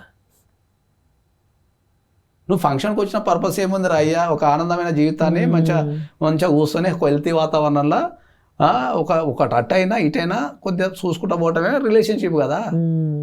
ఏమో బొక్క వేయకపోతే ఇంటికి ఒక 100 రూపాయలు పెట్టి మటన్ ముక్కు తినలేవా? జీవితం విలువ, మనుషుల విలువ తెలియాలి అందరికీ. నేనైతే అదే చెప్తాను. నేనైతే మంచిగా చెప్తా. నాకైతే ఉన్నదైతే మంచిగా అందరు వ్యక్తులతో మంచిగా ఉండాలా, సాధ్యమైనంత వరకు మనం చేయాలా, కొత్త విషయాలు కనిపెట్టాలా, ఈ సమాజానికి అందియాలా, చచ్చిపోవాలా, కథం స్టోరీ. రైట్, చాలా చాలా మంచి విషయాలు చెప్పారు, మంచి మెసేజెస్ కూడా ఇచ్చారు. Thank you so much. And for more videos, Please subscribe to iDream. Please subscribe to iDream. Please subscribe iDream. And please subscribe to iDream. For more videos, subscribe to iDream. please like, share and subscribe to the channel. Congratulations, iDream. Subscribe to iDream. Subscribe to iDream. So subscribe to iDream Media. iDream की iDream team अंदर की huge congratulations. Please subscribe iDream Media. Please subscribe to iDream. Subscribe iDream. Please subscribe to iDream. iDream అంటే నా కళల ఛానల్ను subscribe చేసుకున్న నోరు తిరుగుతలేదు, మీరైతే గంట గుర్తు కొట్టండి. For more such videos, please subscribe to iDream. Subscribe to iDream. Please subscribe to iDream. Please subscribe iDream Media. Please do subscribe to iDream. Please subscribe to iDream Media. For best entertainment and information, please subscribe iDream. And don't forget to subscribe to iDream.